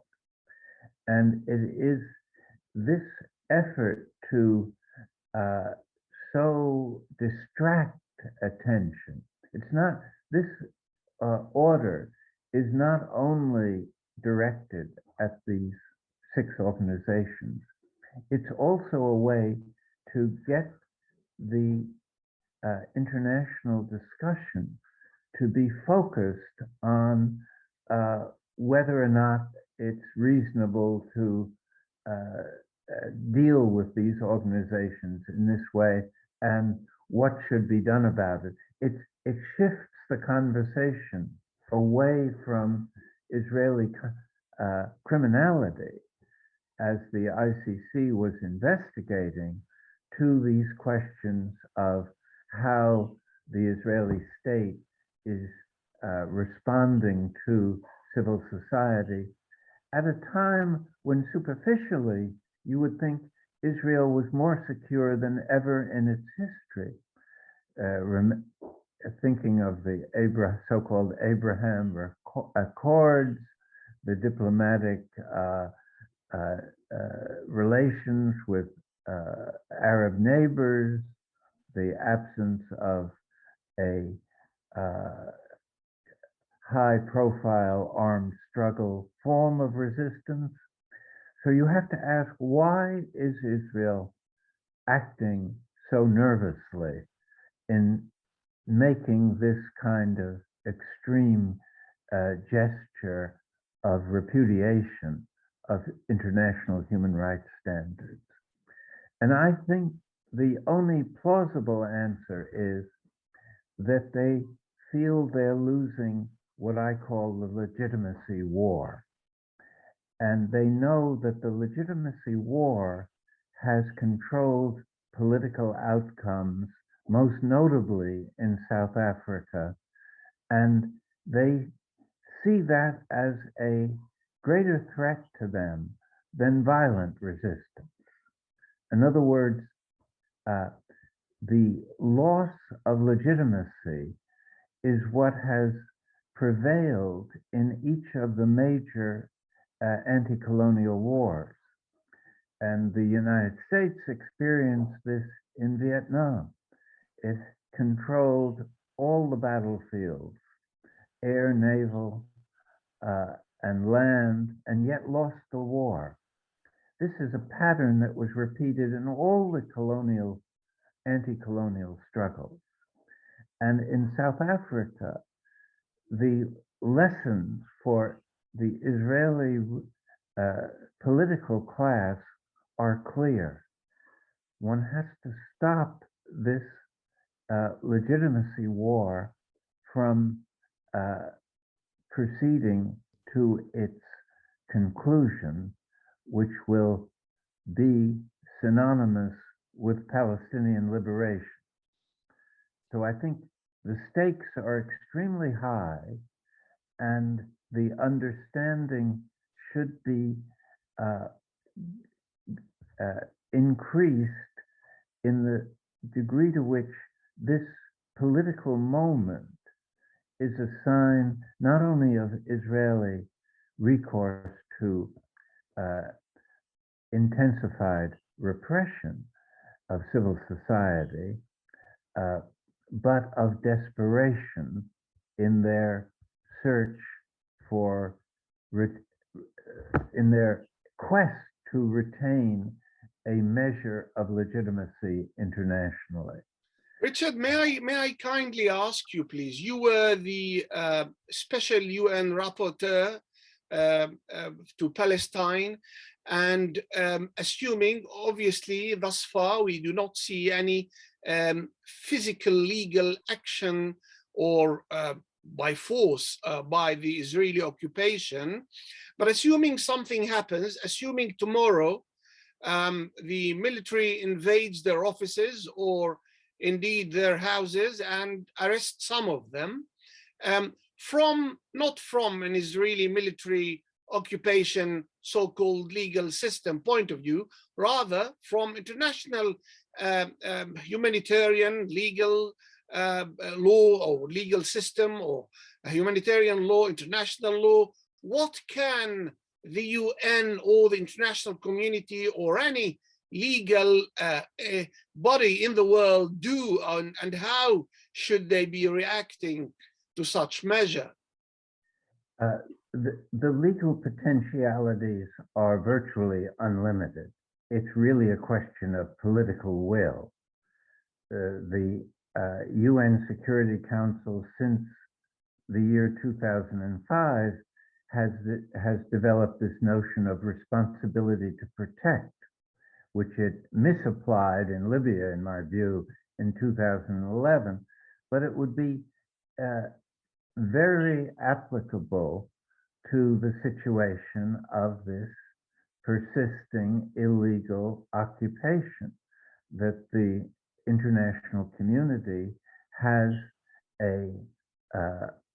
not only the authority, but the responsibility to protect the Palestinian people from persistent patterns of violation, which constitute grave breaches of the Fourth Geneva Convention, which underlies international humanitarian law, which has been violated systematically and persistently ever since 1967.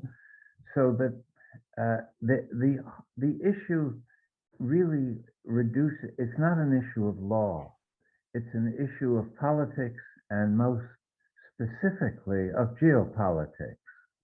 It is a question that we know with a virtual certainty that the US would veto any act, any sort of meaningful Security Council initiative taken against Israel. The General Assembly can express censure and other modes of disapproval, but it has no implementing capability. It's only the Security Council. And in the Security Council, the primacy of geopolitics is dominant, so that the responsibility to protect could be allowed the UN to be much more robust than the situation called for, because the political will supported the intervention against Gaddafi's Libya. But in Palestine, it is paralyzed by the primacy of geopolitics.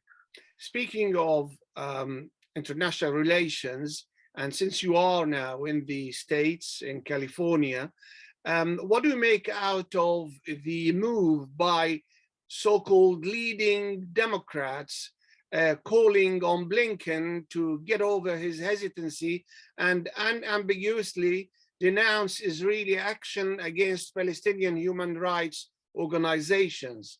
Will it make any difference, do you think? You have to make a distinction, Makram, between it will not make a behavioral difference, in my view, but it will be symbolically significant in this legitimacy war, because for the first time you have a split in the Democratic Party solid support for, or unconditional support for whatever Israel does. This crossed a certain kind of red line for liberal Democrats. They can't swallow it, so they at least have to make a rhetorical protest. But this sends a message to people all over the world that this outrage must be resisted, and civil society is probably the context where the resistance will be most effectively generated.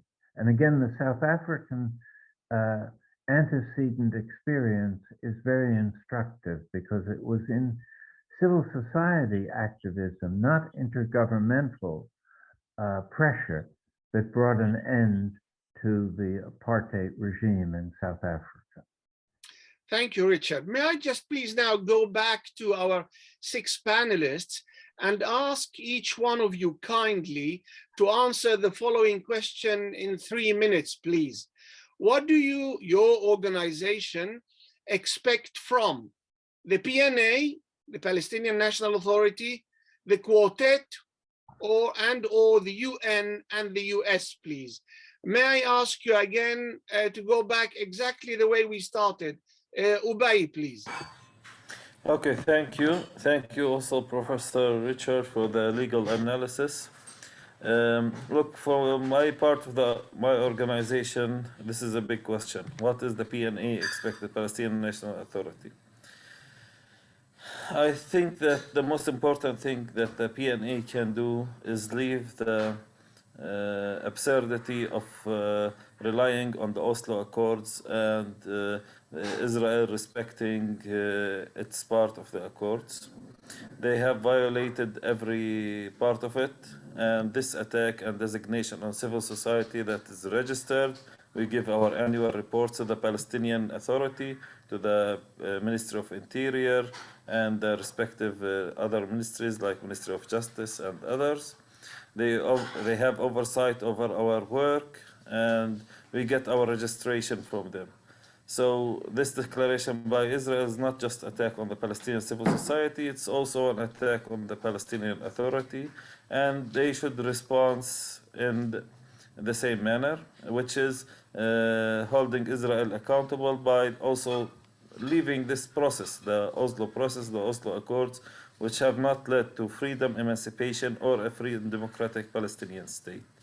This is on the first part. On the second part, my organization and myself request that the PA also lets free democratic processes inside the Palestinian community. General elections, stop stop the crackdown on political activists. And this is, I think, are the best responses that also the PA can do, because all the focus, international focus right now is on Israeli violations. On the quartet is dead. It has not been able to oblige Israel to hold any agreement or to do anything. But what we are asking people, what we are asking countries, is that countries that claim, whether it was the EU as a collective or individual countries in it, or the United States, or even the UK, is that they claim that human rights is a key aspect of their foreign policy. So this kind of attack on civil society, Palestinian, is a test, I think. Is the test. Is this only rhetoric? Is this only in words put in their foreign policy?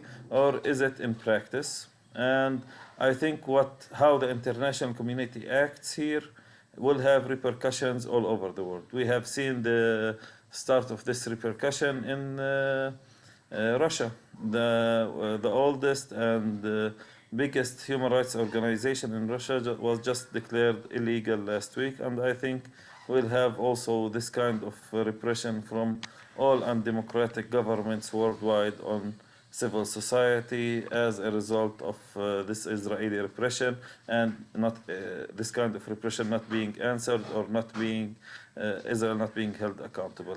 On the UN, they have an obligation. They are our partners for many years, so they need to step up. They need to protect Palestinian civil society. They have mechanisms. Whether these mechanisms were even,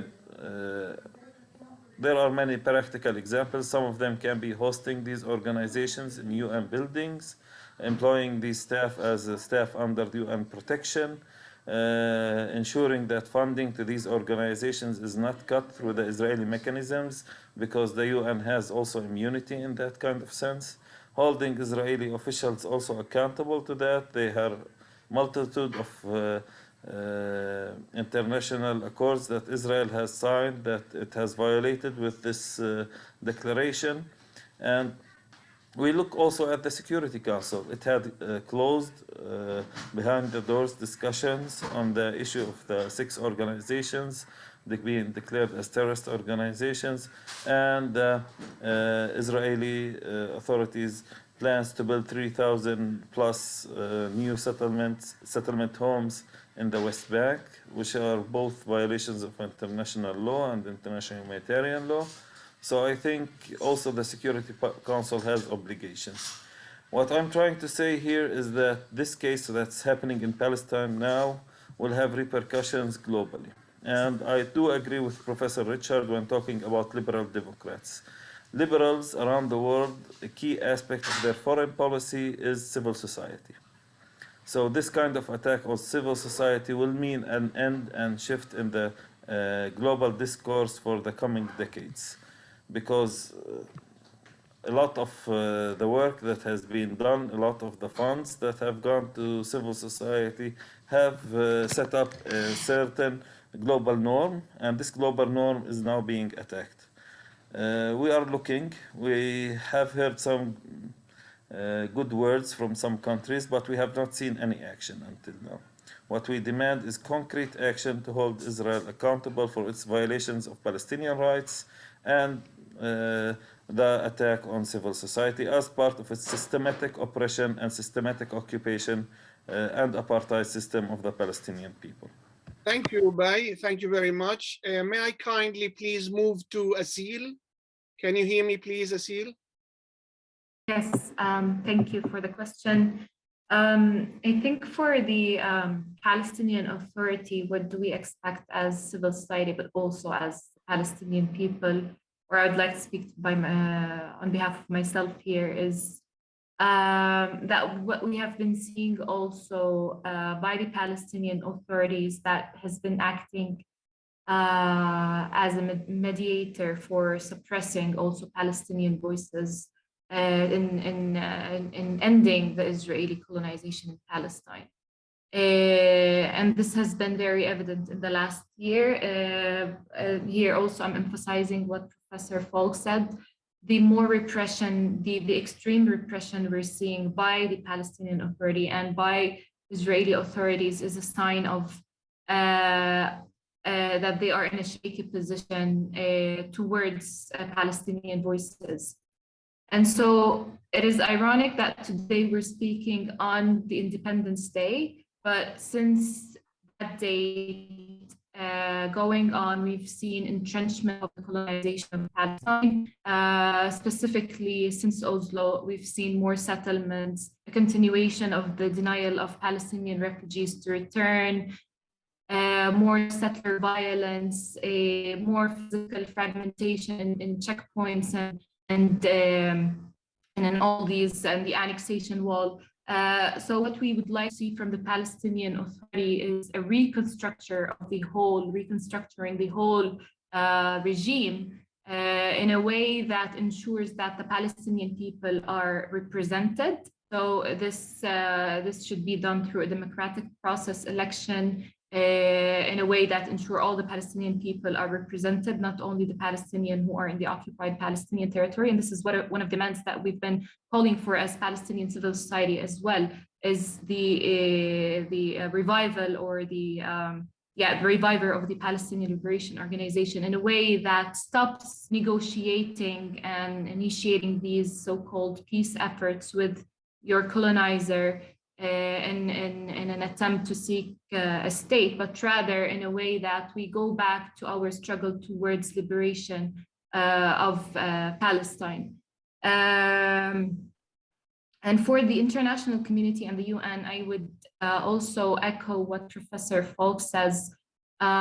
It is not only that we are asking the international community to interfere because we are at risk of having our offices closed. We have been since, as Al-Haq, for example, since 42 years, saying that the international community has a legal obligation. All states have obligation. And this has been affirmed by the International Court of Justice advisory opinion on the wall. It says that because Israel is violating the Palestinian people's right to self-determination, all states have the responsibility to act to end the situation. They should cooperate to bring the situation to an end. They should not aid or assist in maintaining the situation. And unfortunately, what we've seen from the international community is that they're not acting on their legal obligation. And this is not a favor. We're not asking for a favor because this, speaking law here, this is a norm that entails obligations on all states. And corporations here can include sanctions on the state of Israel until it stops its illegal occupation and apartheid against the Palestinian people. Sanctions, but also states can implement an armed embargo on Israel, stop dealing with Israel military. They can also divest and stop trade with Israeli settlements. Many things can be done under their legal obligation here. It's not politics. But unfortunately, what is stopping this is the political will. And we do, as civil society, rely and trust the people around the world to push on their governments and their representatives to basically act on their legal obligations. Thank you. Thank you. Just before I move to Ayed, please, I asked the first part of the question about your expectations from the PNA because, and please correct me if I am mistaken, I read a news item coming from Palestine that you plural, or some of you at least, were received by Mahmoud Abbass, the president of the Palestinian Authority, and that he actually lended his support. This was the news item. So I don't know whether you read about it, you were there or not, but perhaps Ayed, who could kindly open the mic, could refer to this and clearly the other speakers later on. Ayed, I can't see that you open your mic, please. Yes, please. Please. It's open now. Okay, the mic is yours. I think so far we didn't, from the three entities, they were unable to hold Israel accountable for all the war crimes and crimes against humanity that Israel did during the past decades. So when it comes to the Palestinian Authority, I think what they convey their support for the six organization, whether from the Prime Minister Office or from the Ministry of Foreign Affairs or the presidency itself. But we can't expect any concrete action from the Palestinian Authority to support this organization because Israel, when it declares this organization as terrorist organization or groups, it's a violation against the Palestinian Authority itself and against its sovereignty in the Palestinian territories, because all these organizations are working in the Palestinian authority areas and jurisdiction and according to the Palestinian laws, but Israel intervened to declare this organization without even consulting with the Palestinian Authority, despite the fact that there is consultation, regular consultation between the Palestinian Authority and Israel, especially in the security level. When it comes to the quartet or the international community in general, and we believe it's the responsibility of the international community, and we repeat that all over again and again, that it's the responsibility to hold Israel to account and to practice pressure and to stop sacrificing their legal and human rights obligation in order to maintain good political and diplomatic relations with Israel. But so far, almost all state parties in the international level, they sacrifice their obligation in order to maintain good relations with Israel. The same when it comes to the UN, because when we speak about UN, at the end of the day, we are speaking about state parties that comprise the UN, and the UN is the facade that appears before people. And through our experience so far, all the recommendations of the Commission's inquiry of commissions have not been materialized or implemented. And through our experience also with the UN, it posed to international or to the Israeli and American pressure. For example, after the war that Israel launched against Gaza and 550 Palestinian children were killed, we try as an organization to list the name of the Israeli army on the list of the UN Secretary General for the armies and army group that violate the rights of children. And in the first time in the history that the representative of the Secretary General for Children and Armed Conflict recommended to include the name of the Israeli army in that list, but as a result of mounting pressure from political pressure and diplomatic pressure from Israel and the United States, the Secretary General himself brought to this pressure and didn't include the name of the Israeli army in that list. So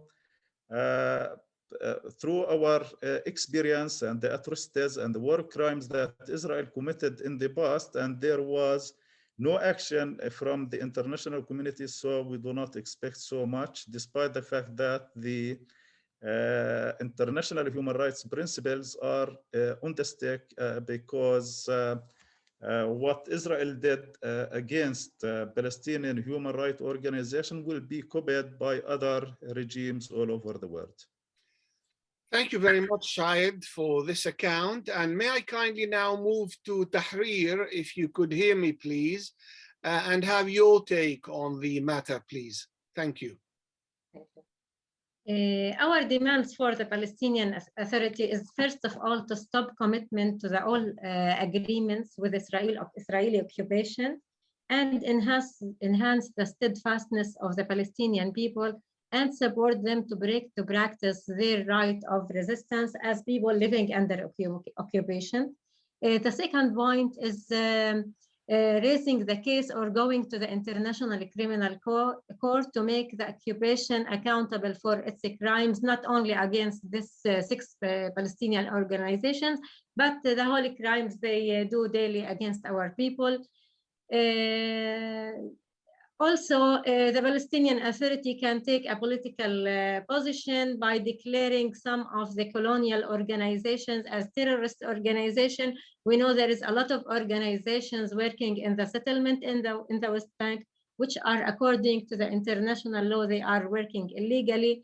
So why not to declaring them as terrorist organization who violates the rights of the Palestinian people every day and in a systematic way.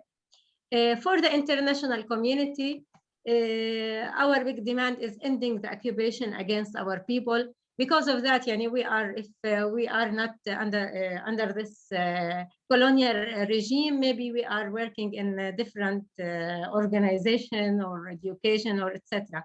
But our existence is related to the existence of the occupation from our own believing that we should or believe that in our right of living independent like any other people in the world. So this is our demand. The other thing is exposing the crimes of the Israeli occupations against the human rights defenders, and not only demanding the release of the human rights defenders from Israeli jails, especially the women. Khitam Saafin and Shadauda and Ikhwani and etc. A lot of women are in Israeli jails now, living in very bad conditions. Just one point that Israel is a historically criminal, that we shouldn't forget that in 1948, the Israeli occupation, the Haganah and Aragon gangs murdered the UN international mediator, Count Falk Reps, because he demands the stop of the Israeli or the Jewish immigration and placing Jerusalem under Palestinian sovereignty. This came to my mind when you ask, surprised, why Al-Haq is designated as a terrorist organization. So they killed the UN mediator. So they are ready to accuse all the people, the UN, the international, the Palestinians, just for, because they are demanding their rights. Thank you. Thank you, Tahrir. And may I kindly move to Muayyad, please? If yes, thank you. I want to not to add too much over what my colleagues said about your question, but for the Palestinian Authority, it's like they are very commitment to the Oslo Agreement, and we want just from them to make their efforts that they have their sovereignty even in Area A just only, and to the organization registered in this area, which is belonging to the over 100% control of the Palestinian Authority. So all of us, the 60 organization, we are registered in Area A, which is belong to the Palestinian Authority under, between brackets, Oslo Agreement commitment of Palestinian Authority. So they should make their pressure and all their efforts to stop this order. For the US administration, as you ask even, they have to put too much pressure on the Israeli government, which is a settler government, to reverse the decision. Although that we have believed that this administration will not do this, because the US-Israel relations, which is very respectful to each other, and they will not do this. Maybe some of pressure, but finally they will not do this thing for us. For the quartet, they can do like a political and diplomatic pressure, like, but it's like even their mandate is to increase Palestinian economic and institutional development and empowerment. They write in their website these words. But we do this, all of six. So they have their role to protect this organization according to the international law, if they are believing to do this on the ground, not even to write it on their website.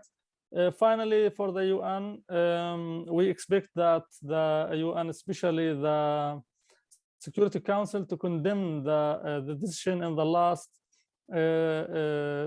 secret session in the UN, but they didn't do because the Americans, the US administration, they do their pressure about this. But we are believing that even if there is no condemnation about the decision, it's making some of a pressure on the Israeli government in general, that this is a globalized the issue of the six organization, even in the UN session. So we expect some diplomatic pressure from all of parties in this regard. But even for our experience as Palestinians, we didn't believe that diplomatic issue will do anything with the Israeli government, especially this one government, which is like a settler government. They didn't care or respect the international law or even UN resolutions. Thank you very much, Muayyad. And now finally to Rana, please. The mic is yours. Thank you. I'm going to be brief because, first of all, I think that most of us have a very shared vision about what our demands are of these three parties, of the international world, and also because it's getting late. I just wanted to go over briefly the demands to third parties, to third states, that we put together as the six organizations in which we have been circulating. And briefly, there's 4 demands. The first is to publicly condemn in an official statement the Israeli designation of the Palestinian human rights organizations as terrorists.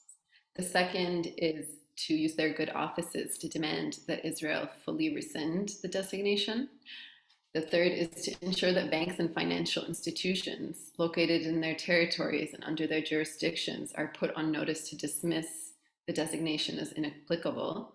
And the fourth is to intervene to pressure Israel to revoke its anti-terrorism law of 2016 as a law that is incompatible with basic human rights standards. And that's all I wanted to add. Thank you. Thank you, Rana. Richard, may I kindly just go back to you briefly? In one of your publications about Palestine and international law, you asked a very intriguing question about how long can a piece of occupying string go, or in your terms, the prolongation of occupation. Do you think this is an opportunity for experts in your field to convey perhaps a new opinion, a new position, or perhaps to demand through the ICC, the UN Security Council, to end the occupation, or at least the one that was presumed in 1967, the occupation of Eastern Palestine? Yes, I think there's a very strong legal, political, and psychological case that has been emphasized by this outrageous declaration of terrorism against these civil society organizations. Again, I though call your attention to the crucial element of political will. The legal tools are there to be used, but the political will to block their use is also present. And so far, it has not been politically opportune for the U.S. In its approach to the Israel-Palestine conflict to really allow law to be implemented. It sometimes slaps the wrist of Israel to show that it really can be a credible intermediary despite its partisan politics. But I think there is a long way to go still to get a formal action on the part of the Security Council. The present special rapporteur on Palestine, unoccupied Palestine, Michael Link has called for the end of occupation, as did I when I preceded him, and felt that occupation in the Geneva Conventions was thought of as a very temporary way of making a transition from war to peace. Israel has converted it sort of covertly into what amounts to a permanent regime.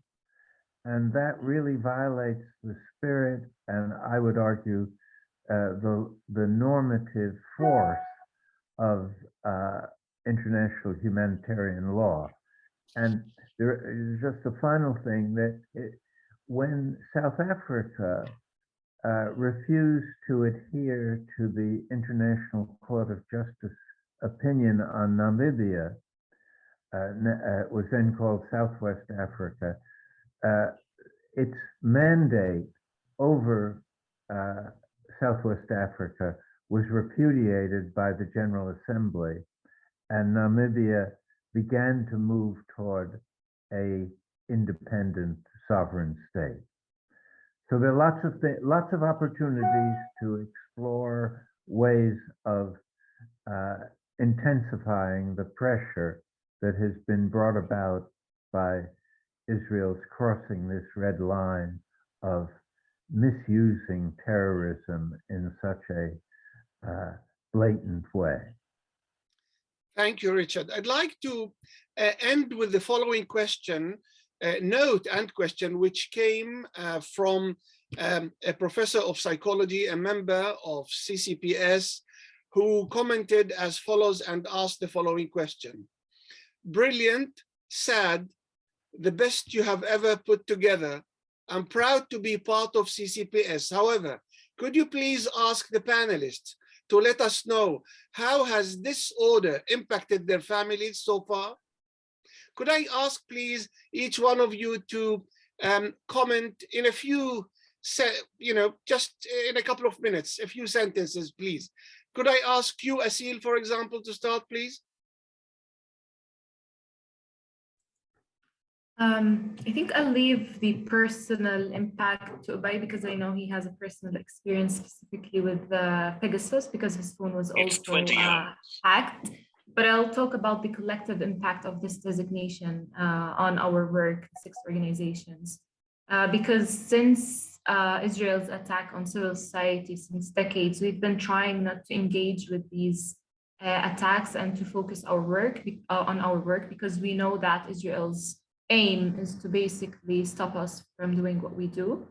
But basically, Israel, since the designation, has somehow managed to distract us from the work we do. We've been trying to do this campaign to stand with this. And there's a lot of effort into this campaign because we need to keep doing our work. And so this is one of the impacts that we have been subjected to collectively as civil society. And we hope that this attack does not keep distracting us from doing the work we should be doing, which is documenting and offering legal and social aid and basically amplifying the violations on the ground and seeking accountability and all the different work we do towards liberation in Palestine.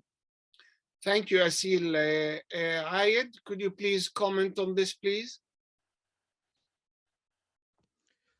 I think that the work that we do in general or in regular basis is psychologically exhausting for everybody who work on the field of documenting the Israeli violation against Palestinians, mainly Palestinian children. So, for example, every day I read the affidavits of Palestinian children who exposed to different types of ill treatment and torture, or affidavits for children or other family members or eyewitnesses who inform about how they witnessed the killing of a child or a group of children. So this type of work, it's psychologically affecting everybody who work in this field. So during the past period, we tried to design a strategy in order to distract ourselves from the stories that we expose on a regular basis. For example, my strategy is whenever I read an affidavit or whatever, to know everything during the period that I am reviewing this information. But after finishing this file, I try to distract myself from this incident, because it's not healthy for my psychology to keep this information in mind. Especially we are talking about children who are the same age as my children. So when you put yourself in the shoes of the people who pass through this experience, the type of work that we are doing on daily basis, it's psychologically compromising for our well-being. So for me, I don't think that this adds a lot to the psychological impact that I am exposing on daily basis whenever I hear or read the testimonies of children, especially those who are exposed to psychological pressure during interrogations, like when placing a child in solitary confinement for 20 or 30 days, when the child revealed his experience and how he was thinking and behaving and passing the time and how he relate to the interrogator. Just to mention a story, once our lawyer was taking an affidavit from a Palestinian child. So usually our lawyer starts since the early beginning and going on a chronological order with the child. So when he asked the child about how he has been arrested, how he has been transported, so when he comes to ask the child about interrogation and interrogator, he told our lawyer, the child told our lawyer that the interrogator is a very kind man. He is better than my father. So how come the interrogator that torture you is better than your father? But later on, our lawyer discovered that this child has been placed in solitary confinement for 24 days. So it was enough for interrogator to approach the child and to beat in his shoulder, and he will regard him as a gift from the sky because of the severe psychological impact of this experience. Thank you, Ayed. Tahrir, may I kindly ask you to comment on this, please? It's a very hard question, actually. I want to say that from the beginning of this decision, that we are living a double life.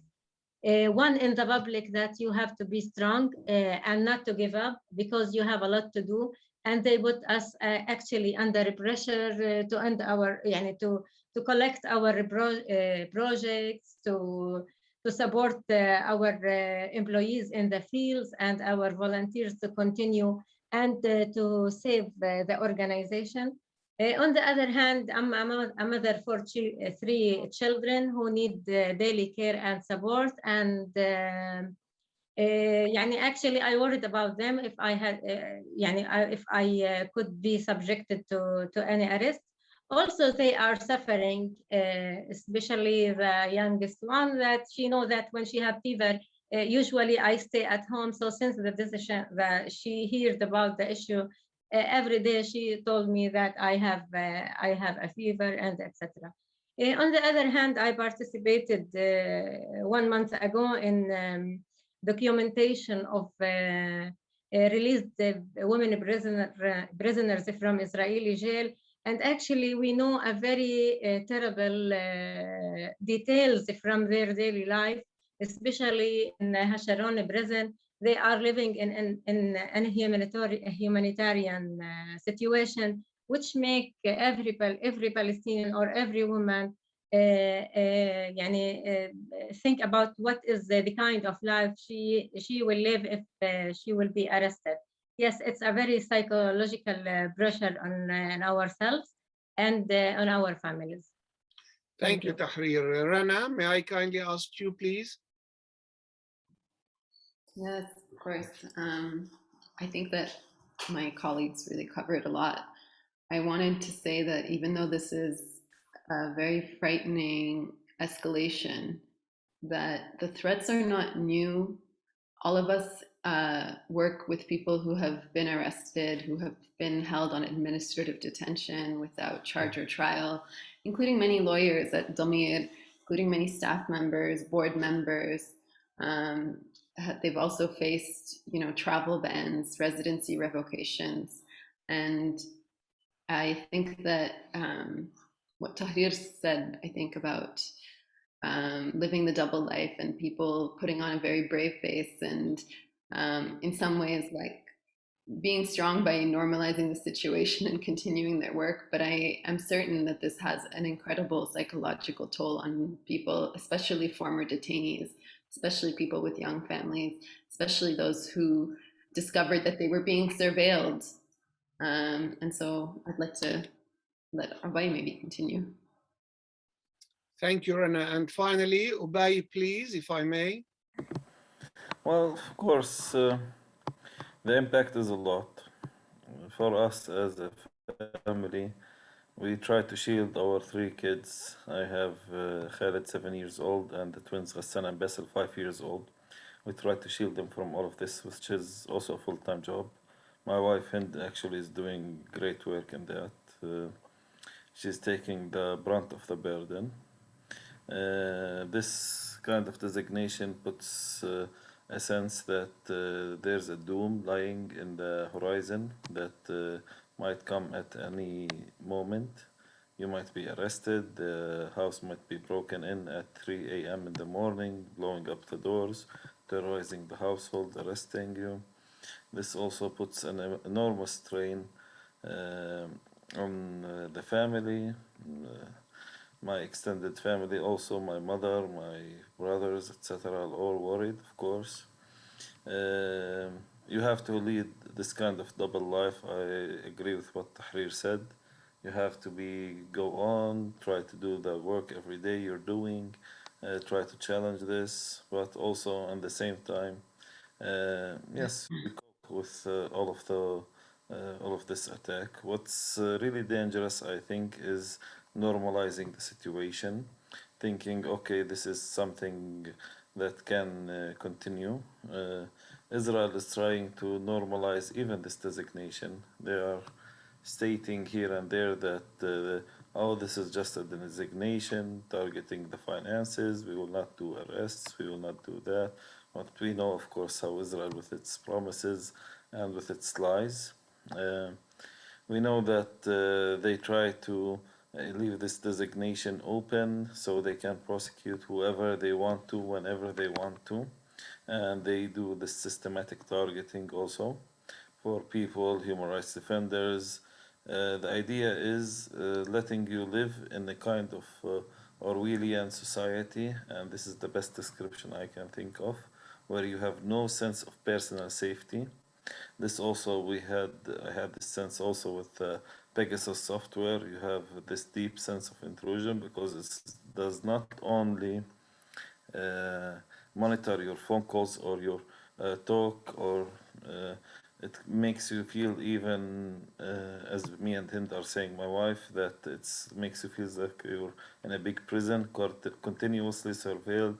They can download content on your phone, they can upload any content they want. So there's no sense that you have any rights. This is, I think, the main thing. And this is not just for the civil society, this is for the Palestinian people.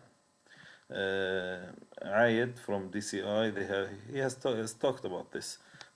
Children being detained, being shot, being killed, being tortured, and there's no accountability. So this is systematic for the Palestinian population.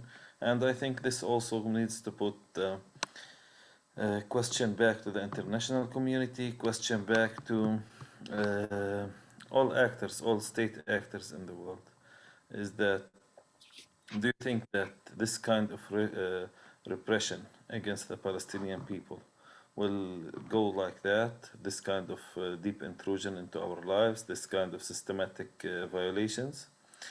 I myself believe that this will not go like that. This will also have deep reflections and deep impacts on the European societies and the US community in itself. The same technology that was used to and the same designations that were used against Palestinians to target us is now even being trained by US police and being used in that direction. And Black Lives Matter actually talked about how a lot of the US police cities, the way that they use violence against black communities and minorities, are being trained by the Israelis.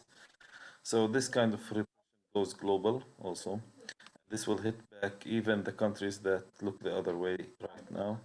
And I think this is something that all people that say that they have a belief in democratic values, in basic human rights, this is their time to stand up and let their voices be heard and take a stance also.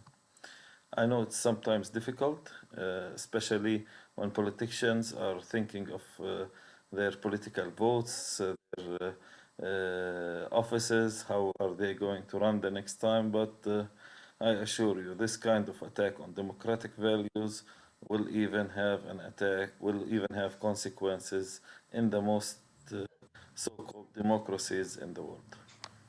Thank you, Bay. Now, just because I'd like to give you truly the last word before I give Professor Falk the final word, before I wrap up, could I just kindly ask you panelists, not Professor Falk, if you would like to say a sentence that you wanted to say, but you didn't feel like earlier?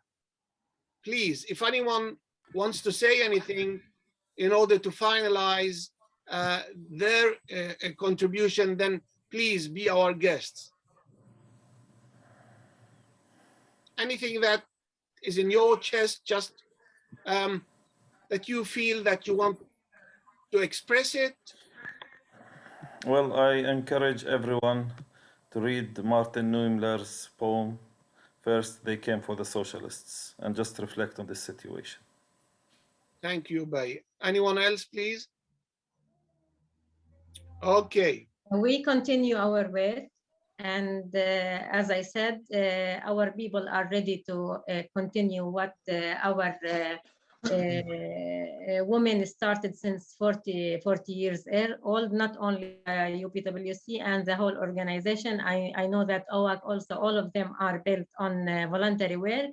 We keep continuing and they will not stop us. Thank you. Thank you, Tahrir. Anyone else, please? Okay, thank you very much. And now I'd like to move to California, back to the United States, and ask Professor Falk, please, to kindly give us his last word, please.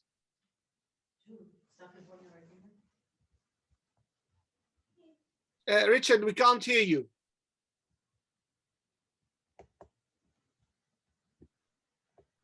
Now I am heard. Yes.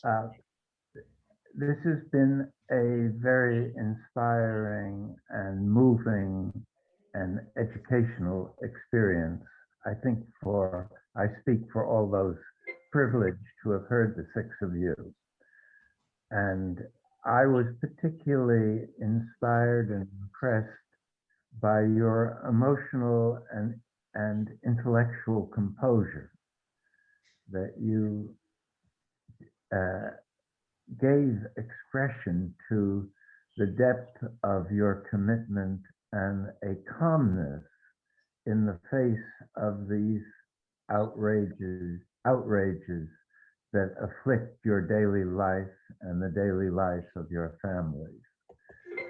So my hope is that these kinds of messages will reach all parts of the world, and that it will help to mobilize greater support for the Palestinian struggle, which you give very strong evidence has every intention of continuing till its final victory. Thank you for doing what you're doing. Thank you very much, Professor Richard Falk. And may I just, before I wrap up, ask Muayyad to come back, please, and be with us. He's the only one who is missing at the moment.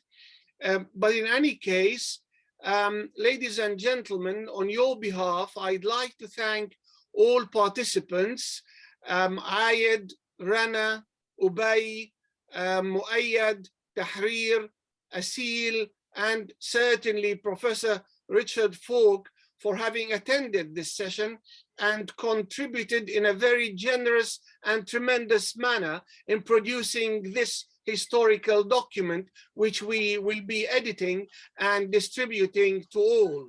Also, behind the scenes, I'd like to thank very much indeed all those who helped, to mention Hanan, Sarah, Tina, Yazid, Matt, and the tens of colleagues. I have to tell you, ladies and gentlemen, that tens of academic colleagues contacted us asking if they can contribute in any shape or form in terms of analytical contribution, legal, political. But we do apologize. We have got a time slot. However, we will come back to this and hold other sessions, I am sure, about this. Ladies and gentlemen, I thank you again on behalf of the Cambridge Center for Palestine Studies here in Cambridge, England, UK, for being with us, for attending this magnificent session. And we look forward to seeing you all very soon. Please follow us and visit our website from time to time. Many thanks and good night from Cambridge.